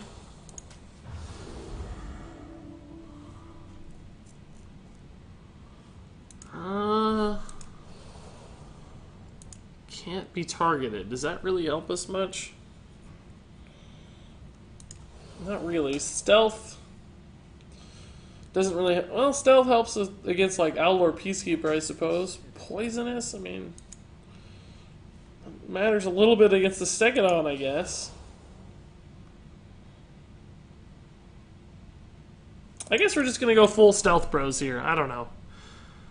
It sets up maybe a good Shadow Madness. I don't think any of these are very relevant, though. There's no reason to do Can't Be Targeted if I can just do Stealth. I don't really care about Poisonous, probably. Poisonous, technically, is perhaps the best. But just in case he has shenanigans with, like, Aldor Peacekeeper, I'm gonna Stealth it. Although, Aldor Peacekeeper Poisonous doesn't matter, so maybe... I don't know. Want to try some Dutch? Sure, guys, sure. Nepto Tivo Constitucion Stuvavustalastuvaite is the longest word in Bulgarian. Come on, guys. You're just making stuff up now. You literally just... your keyboards, and that's it. I'll believe nothing else. I'll believe nothing less. Ooh, we get our own. Cool. Does this really help me much, though? Yeah, we can do some good work here, I suppose. We'll run this in here. Run this in here. Shadow Madness to clear the other two and go face for 5. Seemed fine.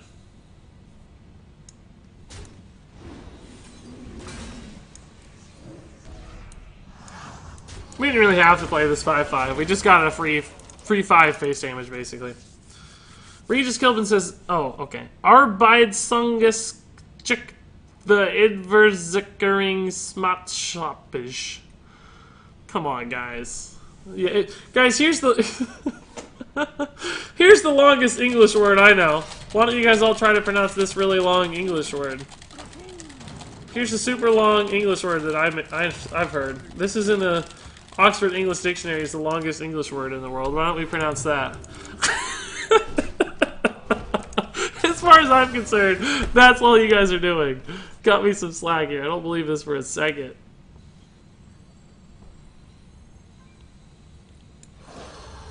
Not for one freaking solitary second. Man, we can just put ourselves on a lethal clock here a little bit, maybe.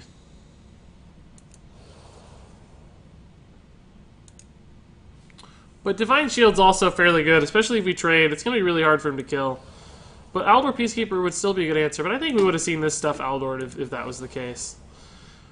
So Stealth does 10. This we could put him at 15. This is 10. If he doesn't kill this, or if he has to trade into it, that would be lethal theoretically, but you go to 22. This would clean up. I guess at the end of the day, we just want stats, don't we? Because we're going to trade in. He'd have 5. This would be a 6-7. No, I want Divine Shield, I suppose. Really don't think I have a good answer here. This only helps against Consecration. It doesn't really help against the weapon, but whatever. I think it's okay. Oh, come on. I'm done with these pronunciations. I don't believe a single one of you. I think I'm getting trolled. I think chat's got like a secret side chat where they're going, listen to this idiot trying to pronounce these words. Listen to this idiot. That's annoying. It's a good minion. We'll just trade it. It's fine. Divine Shield really only helped if he had like Blessing of Kings or Spike Ridge, but I think that's a viable thing for him to have, so.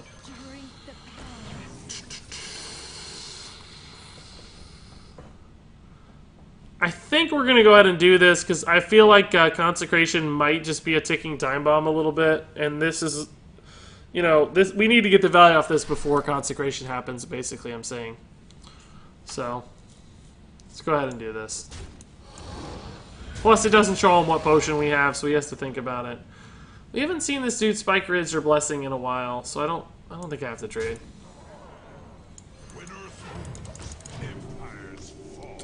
This really is legit, man.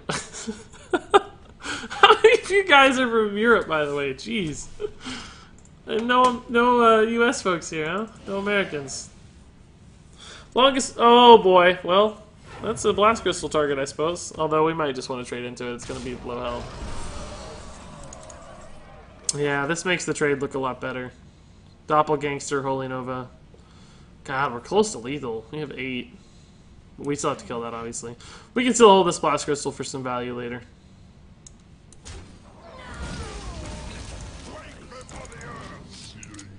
This puts us on lethal, probably.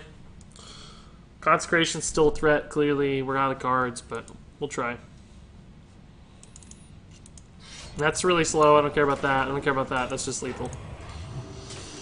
Sweet. Glad we saved this.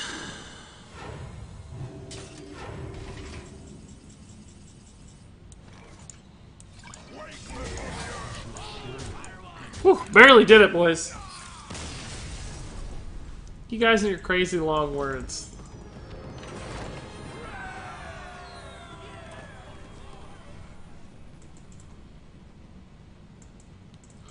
Longest Czech word. How does everybody know the longest respective words in their language? Some people are saying the longest word in English is supercalifragilisticexpialidocious, which I think is actually a made-up word from Mary Poppins, right? I think the actual longest word in English is anti-disestablishmentarianism, for the record, but I don't know. Somebody's going to have to look it up and tell me the official.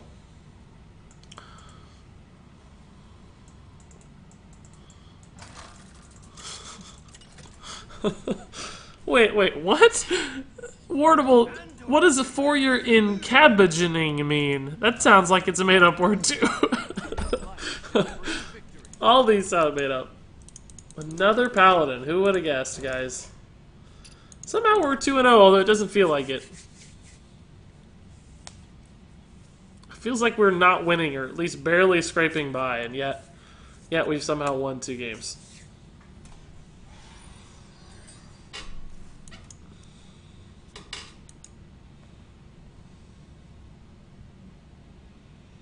Everybody else does the same thing. And cabbagening doesn't sound like a word. Reporting for duty. Alright, I think we just play this on curve straight, right? Hit that Twilight Drake on 4. We've been lucky with this guy so far. He's been in our opening hand every game. Aha! Every single game so far. Hey, Almus25, thanks for the follow, dude. Appreciate it. That's a really good answer. Shoot.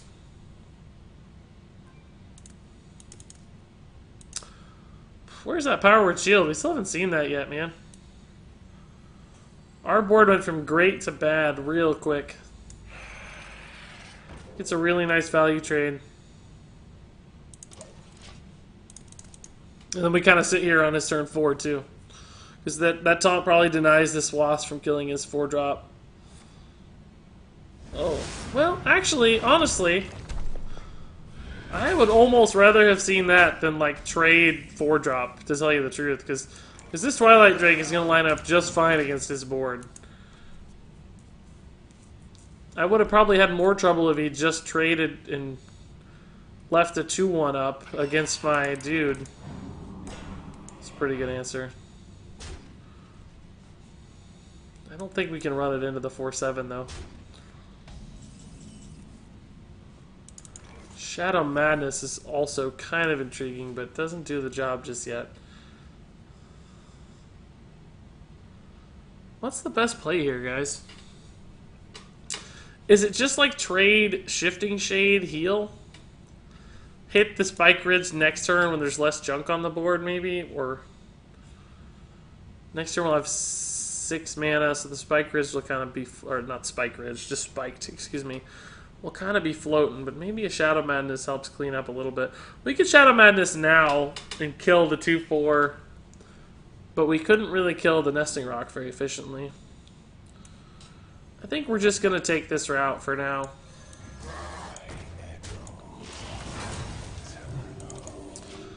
We can heal something with the Darkshire or maybe use the Spike Ridge. I don't really know, but this is... If he trades this way, this goes to 3. The Spike Ridge or the Twilight Drake clean it up for the heal, maybe with the Darkshire. Huh. If I had a way to give that attack, it'd be pretty cool to steal it. I don't think I do, though. I don't think there's anything in the deck that satisfies that need. So, like, for instance, we can trade here. See what we get. Ooh, that's actually pretty solid. And then trade here. And just heal here, I think. It's fine. You can double trade this way if he wants, but then we still have the 4-7 up, so... If he gave that, like, some small amount of attack, but didn't kill it, would be good. Tell me 3 words in English, I'll write it down in Hungarian, and then you'll pronounce it. Just do, like, pizza and family and brother. Something, you know, like, just generic words. Good lord, dude. That is rude. That is actually rude, man. Divine Shield and Silvermoon Portal. It's like, come on, man. Cut me some slack. But he used a lot of cards for that, so probably not even that bad off. We could just Shadow Madness trade if we wanted to, but I think maybe just Akanai Ping trade is better. Just get that off the board. You can't trade into the Akanai very well. And then there's actually a world somewhere down the line where if we have an Akanai, we could actually Shadow Madness this and ping it. Well, no, we need a little more mana. It'd have to take some damage first, but regardless, I think this is okay despite floating a mana.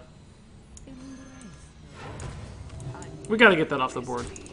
We could have gone for value trades or whatever, but that thing's just too nasty. We're at 17 already, so this is kind of a concern already at this point.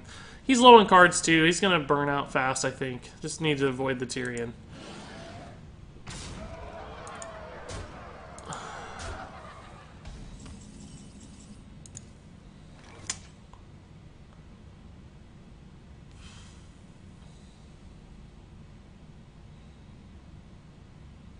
Well, I'm dead.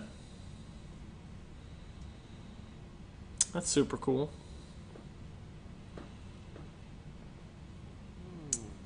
Super, super cool. There's no way to kill that, right? Trade puts it at 7. Shadow Madness puts it at 5. We only have 4 mana left. We can get it down to 3. But even if we kill it, we gotta deal with the 5/5 that comes out. We don't have any taunts or stalls. I think we're just dead. But if we are gonna suicide, we're gonna do it in a fancy fashion. Pizza's an Italian word. Okay, then do like hamburger. Or not hamburger is probably a German word. Do like soda then, or water. I don't know.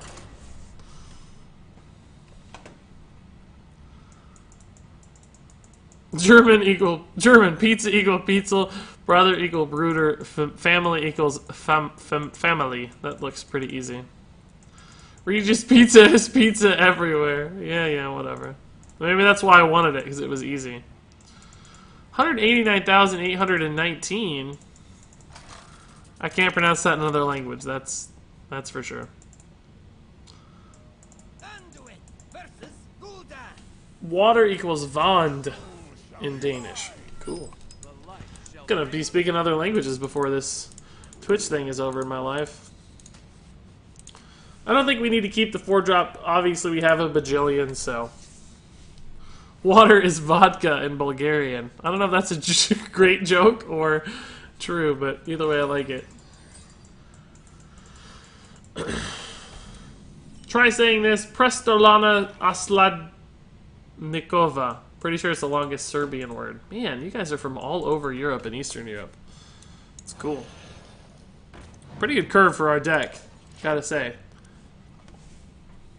Greetings from Germany, says Guten Lanatim. Greetings right back at you, dude. I looked away for a second, and now Regis is at 4, and the opponent has dino-sized Dino Egg, right?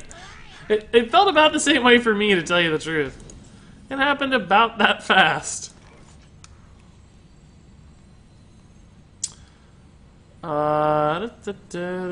Next turn, we could point out the Tolvir here if we wanted. If we played the Flame Ellie. I don't think we have to rush, though. He can kill my dude if I make the preemptive trade. So let's just hold. Go face. Konnichiwa from Japan. Hey, Oliver. Welcome from Japan, dude. Not only Europe, but also all across Asia, too.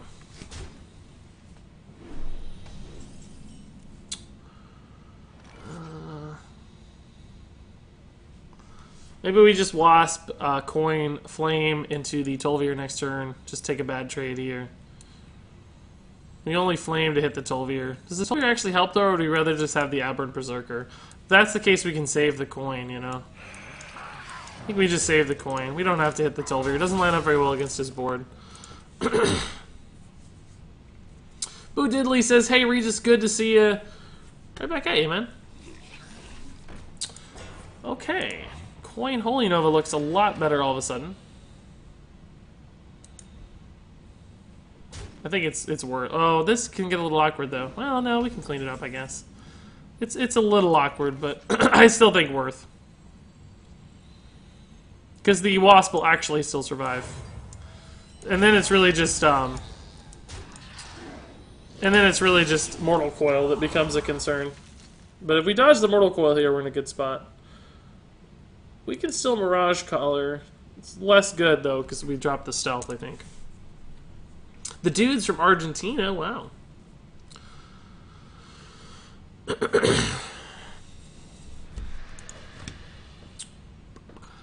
Good question from the Blobfish here. He says, how can you say good to see you when you can't actually see us? Well, to me, see, you're just... All you are is names. So when I see your name, that sums up your entire existence to me. Never AFK says Greenies from North Carolina. I just hope you're not a Duke fan over there, Never AFK. Might have to revoke your subscription if you're a Duke fan. Ooh. I mean, that's kind of okay, like, but he didn't really, you know, he kind of like made my dude awesome, so I don't know if that was super good or not.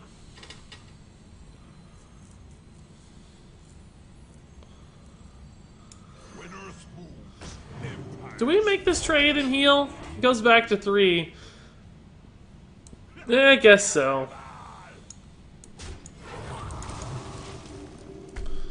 Going face has some advantages too. Oh, well, North Carolina fan's not that much better AFK, to be honest with you. It's slightly better than Duke. As a born and raised Kentucky fan, I take issue with both North Carolina and Duke, but I hate Duke a little more for obvious reasons.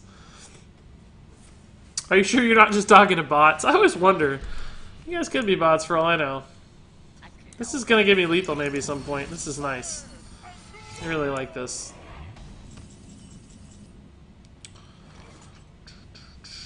AoE is a little bit of a concern.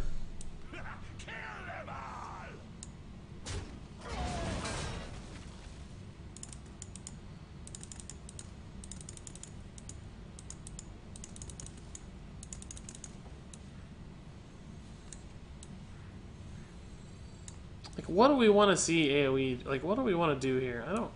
Maybe we just play, like, one dude, just sort of bait it out here. Quake before the earth. Hellfire kills this if I don't heal it, but then I lose some damage, of course, too. I'm gonna heal it anyway. I think it's okay. We have 10, theoretically. Shadow Madness could be another 3. I left this alive because if he does, like, Twisting Nether, it's not gonna make the difference, right? It's still gonna just do its thing.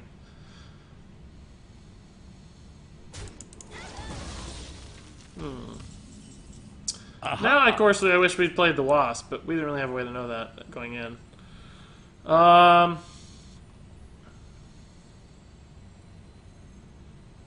guess we can just kill that.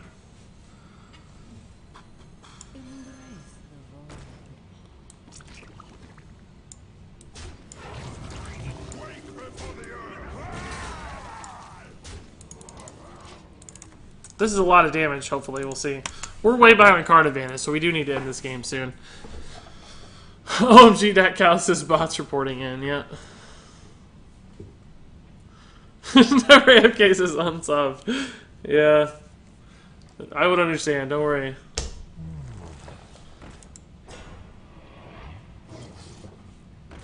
Oh, shoot! That's annoying. We had the Shadow Madness grab for almost... Oh, wait, is this...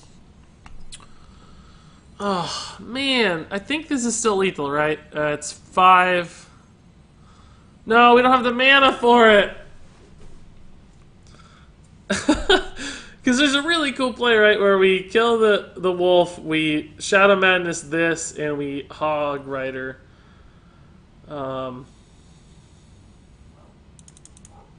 But we don't have the mana for all that.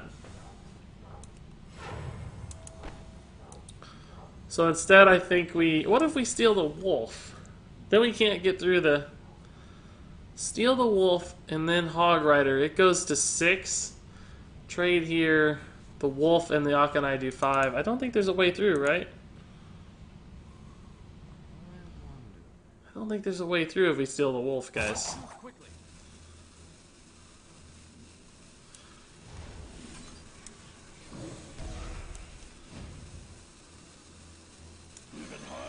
I think this is still the technically best play, but it doesn't kill him. I don't think there was a lethal there.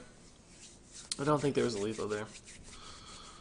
I think that was the best possible play, but I wish we could have killed him. If the wolf hadn't gave plus attack, I think we had a lethal there. Great news.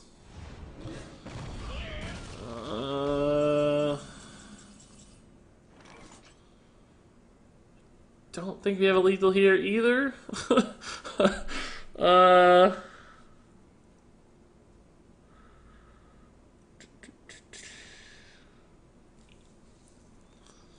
mean, clearly we can just kill it.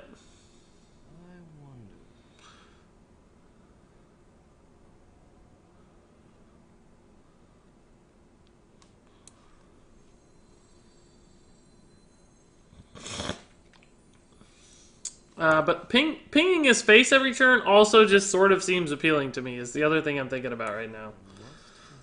Until he kills this Akanai, right? Like, we don't actually have to get through the taunt. If I get through the taunt right now, I kind of waste a ping.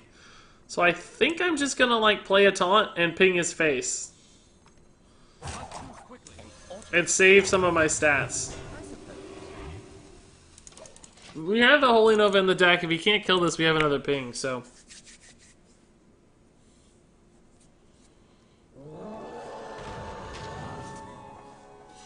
I think that's okay. If he's still going through the taunt, I think that's okay. I don't know if this means we have lethal or not, but I think he forgot that taunt was a thing just now. I think he kind of forgot taunt was a thing. Oh, that's a bad idea. That's not a good idea. Yeah, I don't think that worked out how he wanted. I think he planned on killing the, I think he planned on killing the Akanai and then realized he couldn't. Don't think that went exactly as planned. That was going to be a tough game to win, though. I mean, if we didn't win it the next turn or two. So, glad we were able to find a win there. Could have been bad.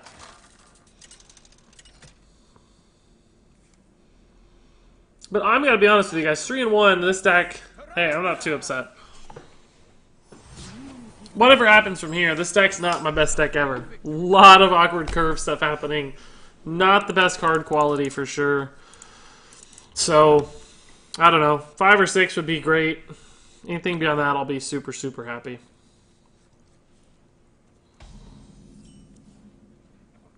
Actually, a pretty good curve.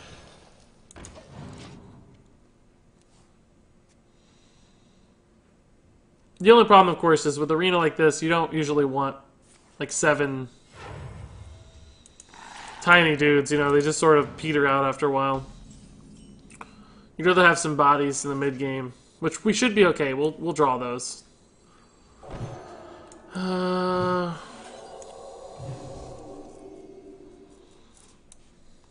thought that was a mage at first for some reason. These alternate hero portraits always get me. It's like I haven't played enough Hearthstone to identify who's who yet. So Regis, communism is here like always. Are the communists back? No. Not the communists. Tortolon next turn is actually pretty valuable, I think. So I'm going to go ahead and grab it. We have some late game already. We don't need to trade into that, probably.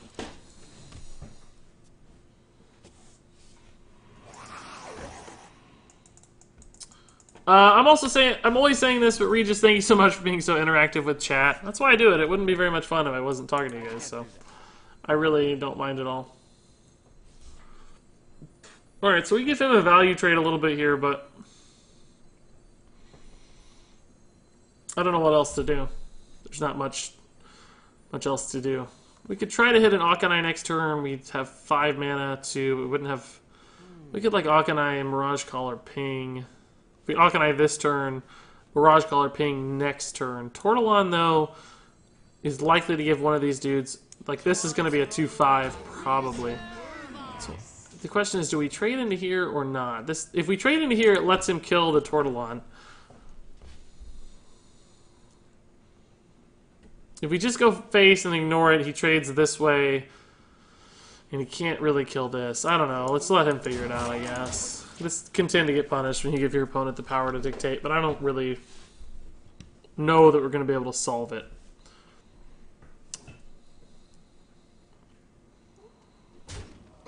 There also might be some advantages to just trading into that Tortolon. I don't know.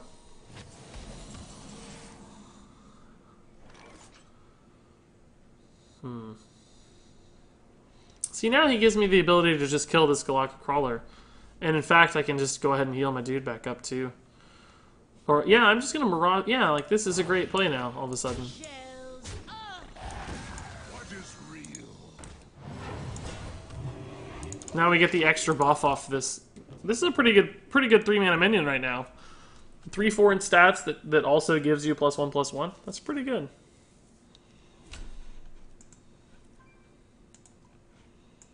I would play that minion a lot of the time, I think.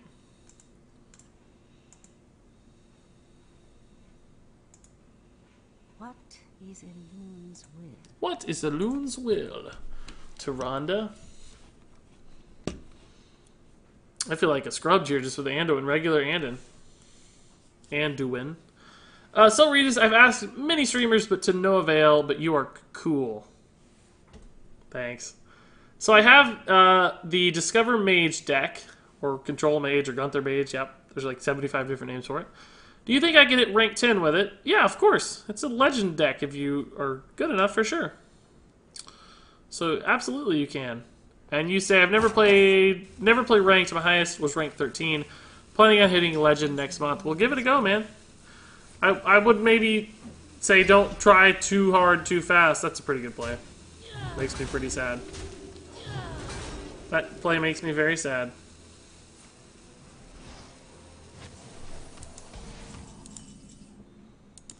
That's really gross. I think we just kind of ignore it for now. Play some dudes. Drink the power. Why do we always get this one? I don't understand.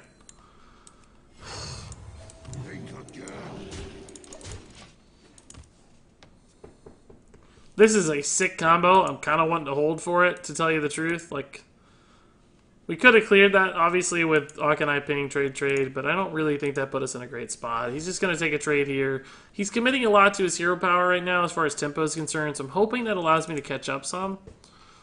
Let me change your mind. Man, that's a really good play. 2 in a row, great steals. Like, that's going to be hard to come back from. We can trade Volcano Sword, it's fine. Shadow Madness is not great here. If this had 3 attack, it'd be pretty sick, but I think we'll just trade Volcanosaur. Can't be targeted, gets a lot better against Priest because of Shadow Word Death. 5/6 is actually gonna be enough for the board, probably. 7 does keep it alive though against these, but so does Divine Shield. So I think I like Divine Shield a little better. Because we're not gonna be able to heal this thing. So preserving health on it actually makes a lot of difference.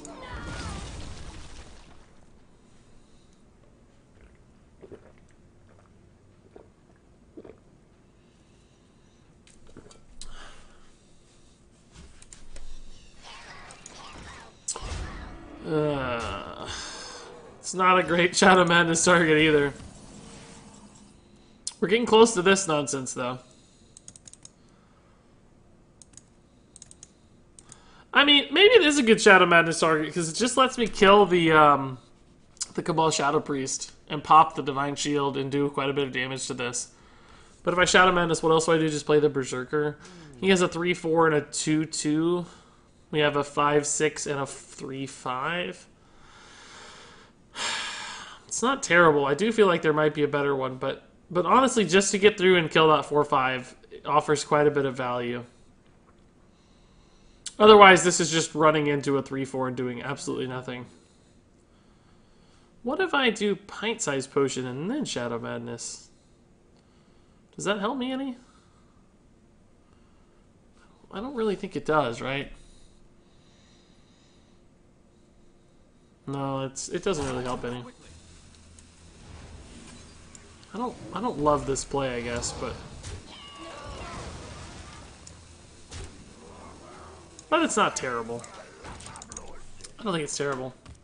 Chat went quiet on me, guys. I need your help. I need your feedback. Send me your energy. I'll spirit bomb this dude. So this is up now, finally, and it's gonna be amazing. Such a sick play. I can't wait. He has 7 cards to our 5. I think that's a big problem for us. And we're probably never going to get ahead on cards is the other problem. So we... Whoa! What just happened? Dude! What just happened, dude? Akanai Ping is so much better against this board, though. Well, if I guess if he heals, it's not.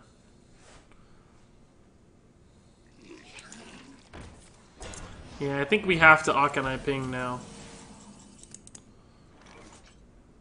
Actually, we can Pint-Sized Potion to kill that. Yeah, we could Pint-Sized Potion, but then we can't do Akanai trade. But yeah, just maybe Pint-Sized Potion into the Gastropod. Play Volcanosaur and heal face. Or maybe just play the Rock Pool. No, we won't have mana for that. We can just do both of these. He'd have 7 on board. He'd have to send both into the Volcanosaur. What if I Akanai Ping? That's 6 mana. I'd have 3 left. We could also still Pint-Sized Potion and trade into the Psychotron. He has a 4-3 against a pretty solid board. Maybe this is just cleaner. We kind of lose the potential combo, but there's also a good chance the Akanai just survives this turn. And really the only reason to Pint Size is just to save health on this guy, of course, so. Playing the Rock Pool is a little bit risky, to tell you the truth, just because of Potion of Madness. It would enable him to kill the Akanai, so I'm actually going to hold it, because we really do want to hit this Darkshire combo on the Akanai. He might still think this is a bigger threat than the Akanai, though. We're not sure. Here's a Red Bull, Regis. Thanks. You guys give me wings. Regis, you rusty at Hearth, bad day. Oh my god, that'll always be my favorite thing ever. Oof. So we can kill that if we sacrifice our dude. Question is it worth it? Or can we, like, wait a turn and bait out a Wasp or something? I think we just have to do it. We can clear his board. This goes to 3-1, which typically is not very exciting. But we also have a 4-5 and a Wasp, maybe, so I think it's okay. Just a pinch of it. Wish we could ping value this, but we can't get there on the ping. So I think we just Wasp and ping face. I don't want to overcommit minions, so ping face to me feels a little better than Rock Pool. Because, you know, we just need something. We're out of cards. He has a lot of cards in hand. Holy Nova really hurts us here. Dragon Fire Potion always going to hurt an arena. Hit it. Twilight Drake is fine, but then we lose the Volcanosaur, so I think we have to Volcanosaur heal this minion to keep the trade alive. Can't be targeted, still really important, and Wind Fury seems okay. Maybe we just win the game here soon. We have 14 next turn, maybe. I don't know. It's going to be tough to win this game just because card advantage.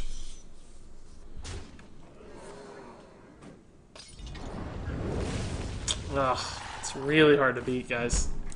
So hard to beat Holy Nova into Dragonfire.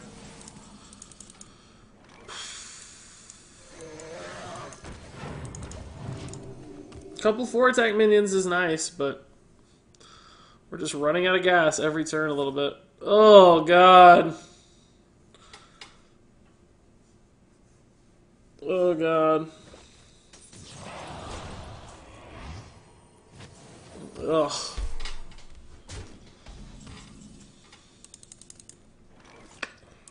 Holy Nova does nothing here. Absolutely useless. We have to just trade play dudes. We are so screwed, guys.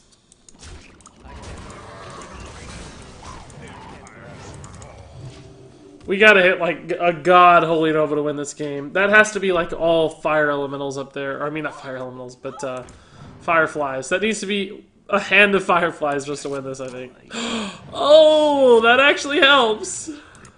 Don't kill my dude, bro. That's alright. We can still get a pretty good Holy Nova.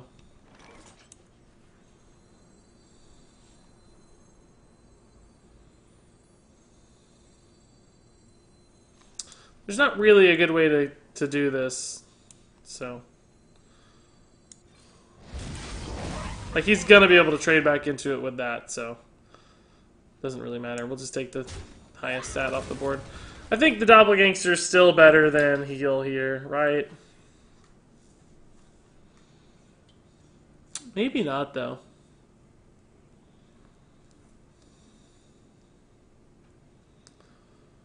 We don't have, like, a combo for the Doppelgangster.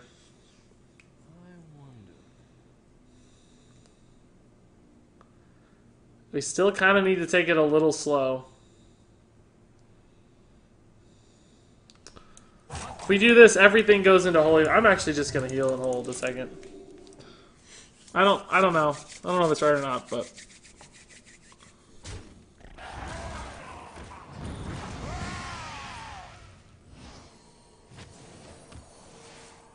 Guys, I did it. I made the right call, guys.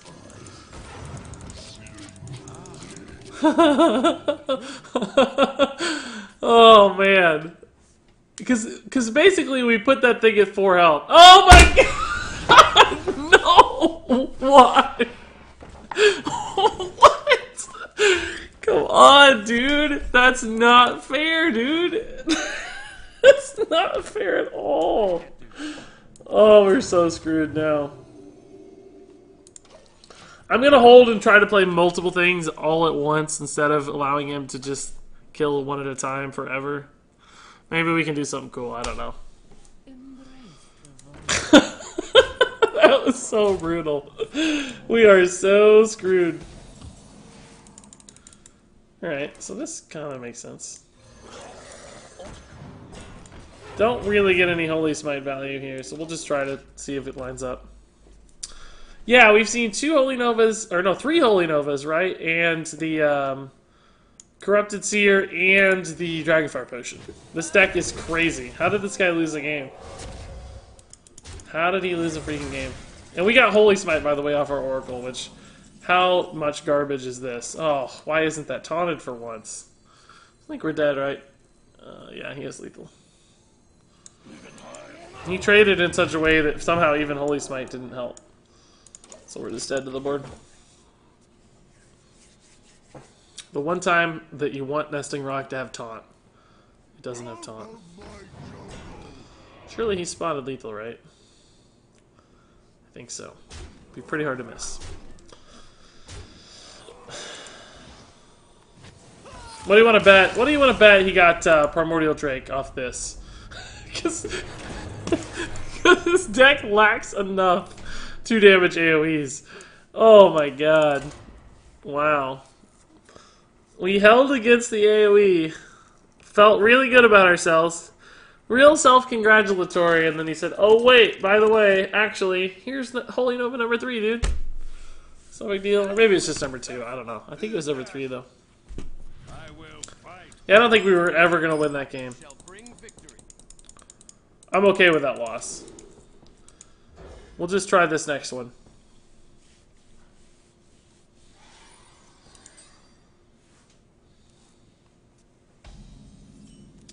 Pretty good hand.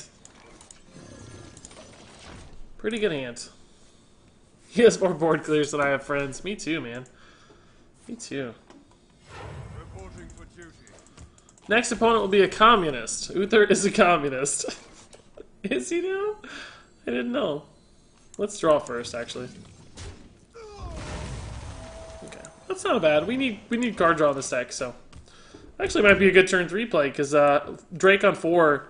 Yeah, this is gonna be a great turn 3 play. I'd probably even use this on a dude. Probably even use this on a dude because we want the card cycle makes the Drake 1 health bigger on 4. If we have to play a minion, or coin a minion in particular, it makes the Drake much smaller. But if he plays a 3 health minion, we are in business. Follow the rule. Perfect. Perfect! We're living the dream, guys. This is going to be a monster Drake. And we didn't even sacrifice. Like, we've played a minion every turn. And we're still going to have, like, what, an 8 health Drake or something? That's totally fine. He used an Aldor Peacekeeper and removal on a 2-drop, by the way, guys. I just want to make that clear. He used a 4-mana spell and an Aldor Peacekeeper on our 2-drop. I think that's a good sign. Back to your homes. Pretty good sign. Ooh. That's actually fairly annoying. I think we just trade Darkshire here.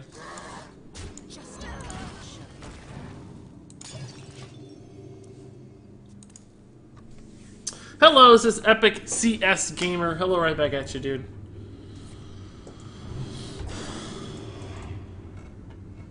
I think your deck's just missing some Magma Ragers. God, that is a brutal play. Wow. Ugh.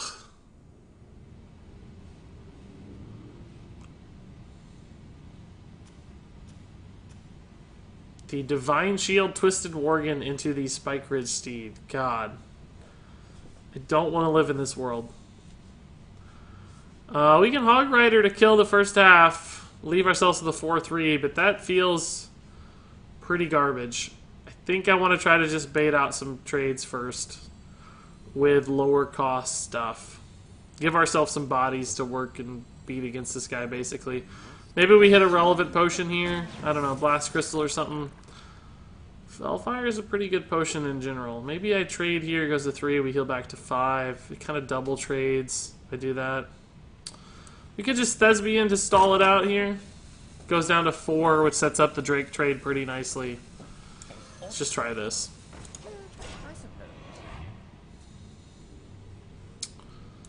Well, this is going to be a good potion, I think, soon. Even your viewers are cool, says Wardable. Yeah, because you're one.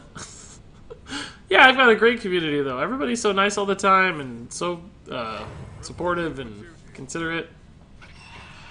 Very rarely do we ever hit, like, any trolls or anything.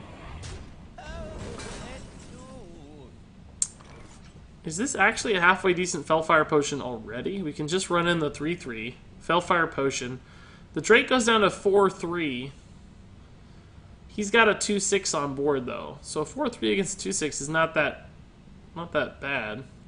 And then we can actually coin a heal, too, to make it a 4-5. Or trade and make it a 4-3 again.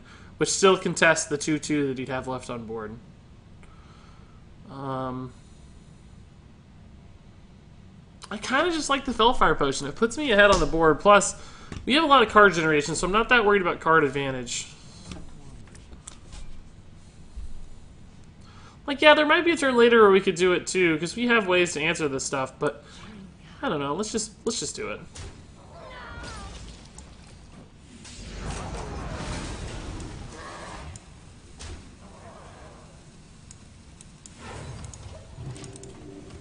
Kind of like this. If he doesn't make the trade here, Spike Tog Rider's probably gonna get some nice value. I'm sure he's got like a Tyrion though. So what? Ugh, man, this game, dude. These freaking dino size, dude. I can't take them. I think we have to try to stall out a little bit here.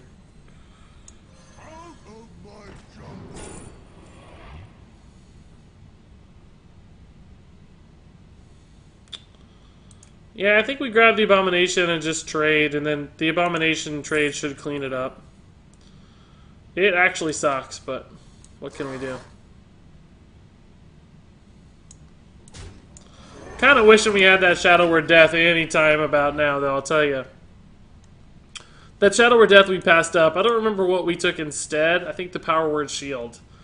Power Word Shield has not been relevant, I'll tell you that, but these darn dino sizes have sure been relevant.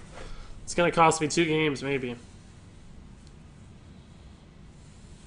Truth is my shield. Why would you play that first? Oh, he's not trading, that's fine. Okay. That's fine. Play another thing? Sure, please. No, just generation. Alright, so we actually have a pretty good play here. Yeah, we've got a good play.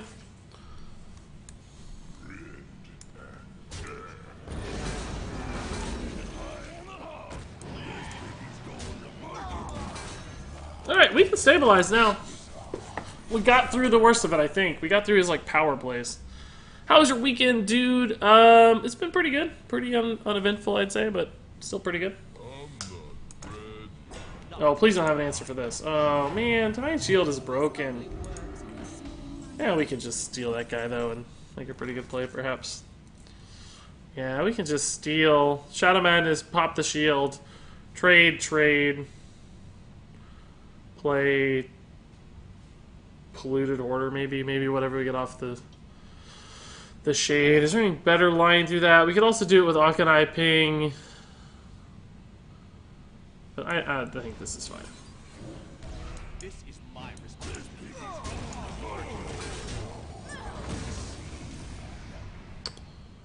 Yeah, let's just Hoarder heal face here. True Silver's really good for Tempo next turn, probably. We can do like Akanai, well, we True Silver first, and then Akanai, and then Ping. We don't want Akanai and then True Silver, but... Oh my god. This is so broken, dude. It's so freaking broken. I cannot kill that again. If it was at 10 health, we could kill it. We'd take a lot of damage, but we could kill it. But I don't think we can kill it at 11. We only have 8, 10. So maybe we draw a card and then Volcanosaur.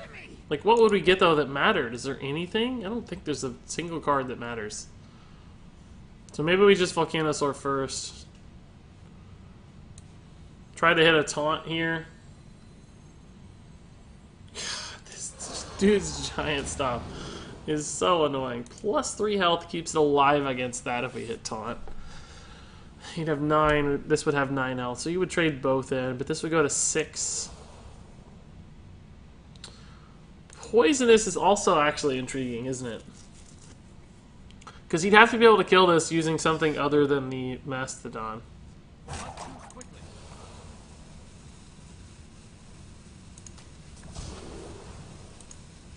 Yeah, I guess we try. I think we have to try, and I think I have to go ahead and play this too, in case this plan fails and he has like True Silver in hand, which is certainly possible. He had a 1 out of 15 to draw it if he didn't have it, so it's certainly possible. But if that plan fails, we'll need some stats on board to kill that thing next turn. So probably still won't work, because if he might have to True Silver and Emerald Hive Queen, or Vine Cleaver and Emerald Hive Queen. He goes 7 to face. We're at 8. We can trade back, but we take 7 and we go to 3 health. Like, ugh. You have 2 1/1s on board. That's not as bad, though. We can deal with that. That's totally fine. Oh, Consecration's good, though, because he gets to clear. I mean, True Silver will at least clean that up, so that's good news. But it's at 6, so we go pretty low. I think True Silver Doppelgangster, since we just saw the Consecration and he's out of cards.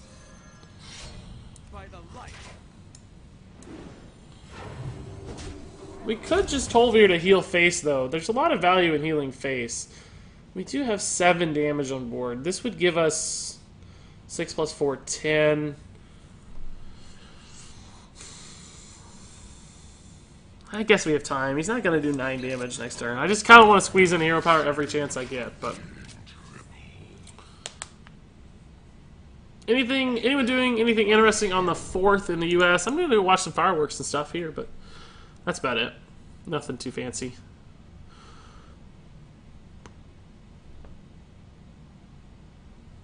You got to do more pack blessings, says Wardable. You guys never ask anymore. People stopped asking, I feel like. Did he actually get cards off this? No, okay. That's good news. That's good news. Oh my god, this is insane. This is so good.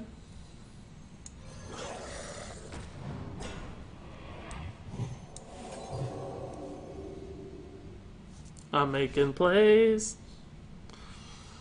All right, so I think we're actually pretty okay here to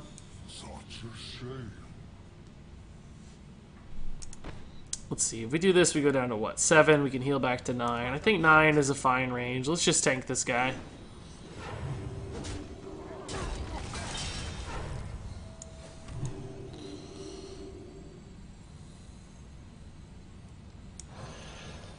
I'm actually going to go face here. Maybe we killed this one particular.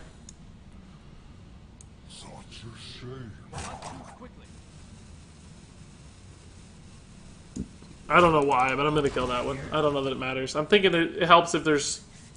Maybe help split the stats up a little bit for like Spike Riz or Dino Size or something. Oh my god. Come on. Come on, game. Top deck Divine Favor. Wish I'd played this now. Oh, come on!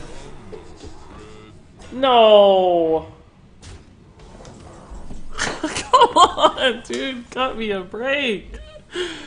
I went all in on my big dude. That's 5. This is 3. This Liz. We do have the Tolvir, though, so that's...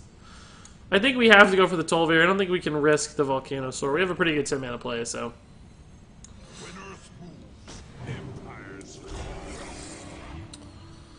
But I'd rather try to keep this alive. I don't think I can in any given way.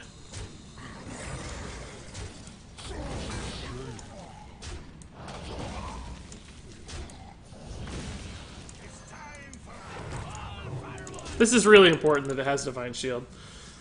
Salt, yeah, I am having some salt today for sure, guys. That was brutal, come on. Hey, Regis, I'm back. Do you remember? I don't know what I'm supposed to remember specifically, but welcome back.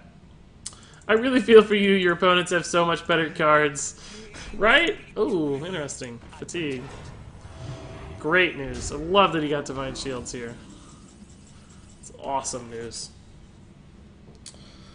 Holy Nova does 4, pops the shield. I mean, this goes to 4. You can actually... Can't Akanai ping and Holy Nova, though. Just don't have a great way to kill this without... I guess we could Akanai ping the Berserker and trade. Go face for 3. But then we kind of lose our ability to heal if we want to. How much mana is that? It's 6. We could play this for 7. It's a little awkward.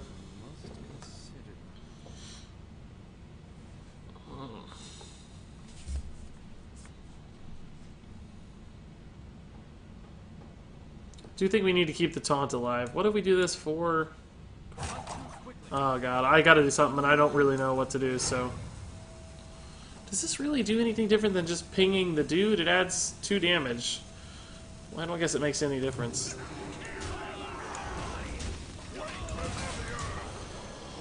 Well, we're gonna try to win. We have 4 points of damage in hand and theoretically 5 on the board, right? So it's 9. We'll see. This is really a nerve-wracking card to have on, though, because we can't heal our own face anymore. Fatigue is not an out yet. He'd need to be at like 2 to make fatigue damage an out. Second Holy Nova would probably put me at ease a little bit. Bad top decks. What are the bad top decks here? Really, just Rockpool Hunter probably is bad. Objectively bad. That's a great card for him again. Oh my god. That's a great card.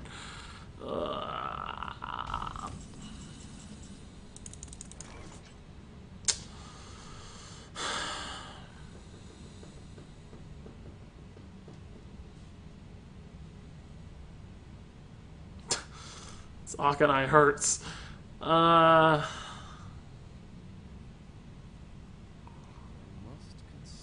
Volcanosaur with a taunt would be great. If we don't get taunt, we're putting ourselves in a bit of a pickle, I think. But I think we have to try. We can trade here and ping. No, we'll trade here because it's the most amount of damage. Trade ping. Pop the Divine Shield maybe. Let's just hit taunt and be done with it. Ugh.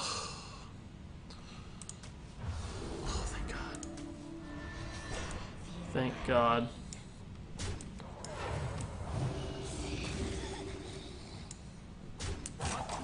So we can actually kill this in Holy Nova once if we need to, or probably just trade it in and kill it in Holy Nova twice. But I definitely didn't want to take 4 damage to the face from the Akanai Holy Nova combo. He's running out of cards here. We might actually be able to fatigue the dude out here soon. This game, though, is crazy. Like, this is not how I wanted to win. Is the giveaway closing, says Juicy? Actually, yes. The giveaway is already been drawn. I'm going to post the video on YouTube as soon as this stream is over. So stay tuned for about like 30 minutes after the stream to check YouTube, and you'll see an announcement of the giveaway winners. Alright, so he clears, but he takes a lot of heat in the process here, at least. Which is... Oh my god. Do I have it? Can I kill that? Yeah, I can actually kill that, right? But it absolutely sucks to try to do so. We don't have lethal either, do we? No. Oh my god. Do we have to kill that? Yeah, we have to. I'm actually dead if I don't kill it, right? And pretty much dead anyway. God dang it.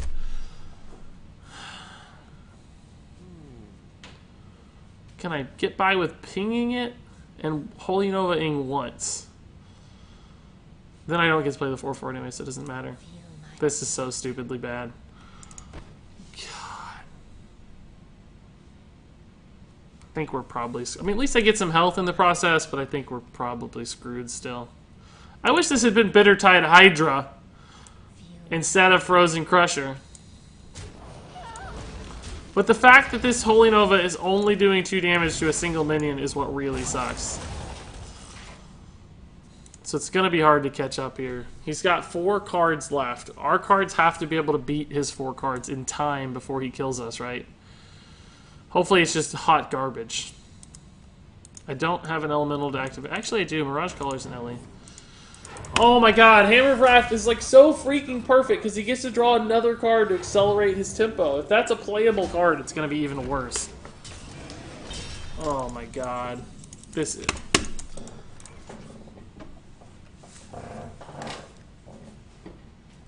I'm actually on tilt now, guys. We lost.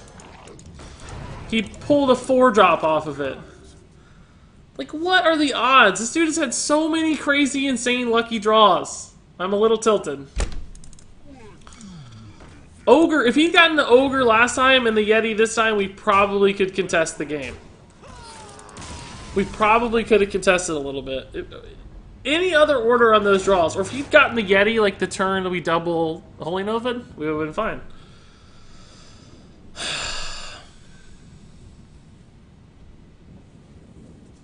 Wardable, I can tell you now, you didn't win. if that answers your questions. Real quickly, let's end this cursed arena. Like, that was. I'm really on tilt that we played that guy to 30 cards. Probably any other card order and we would have won the game. But yeah, we'll open the pack, guys. Don't worry. Don't worry.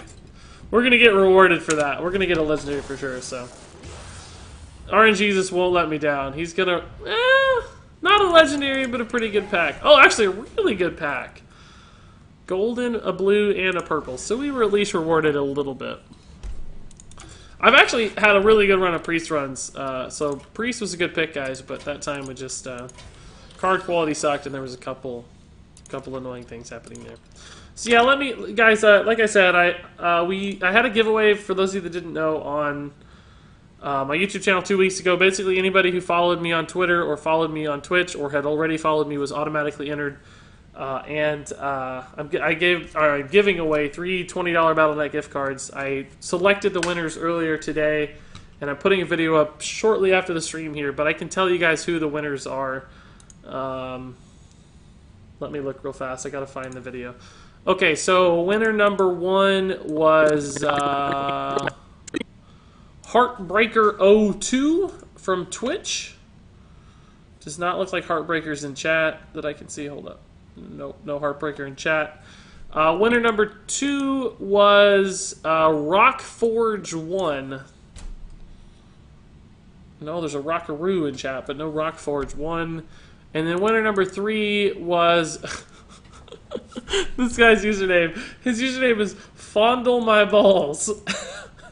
It's spelled a little differently, but Fondle My Balls was winner number 3, which I don't see any of these people in chat right now, so sorry guys if you weren't there and you didn't win. My apologies, but there will always be future giveaways, and I can't give away gift cards to everybody, so forgive me. I try my best, but I can only do so much. So maybe next time if you weren't lucky this time around. So Regis just swapped them with us. No, I can't. I gotta follow the rules. I gotta be randomly selecting people. Some of you guys, I know that at least one of the picks was because basically the list I exported, like everybody was in order of when you followed me on Twitch, and one of the people, Rockforge01, has been following for a long time. So a lot of names I recognized were pretty close to him on the list. Like I Bodied Kids is a long-time follower. Kevin Vanderen was here earlier. He's like a couple spots off from the final winner. So some of you guys might see your names pretty close to the winners, but unfortunately, nobody that's here right now, nobody here now is in fact the winner. So anyway, guys, that's going to do it for me in this stream, folks. It was pretty fun. That arena run was a little bit frustrating there at the end, I have to say, but the rogue deck that we built was actually pretty cool.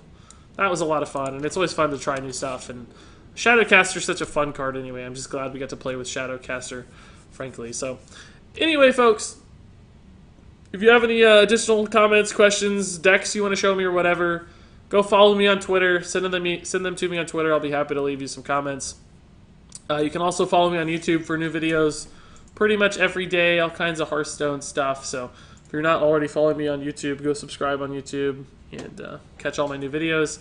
And then thank you to all the subscribers. We had 3 new subscribers today on Twitch.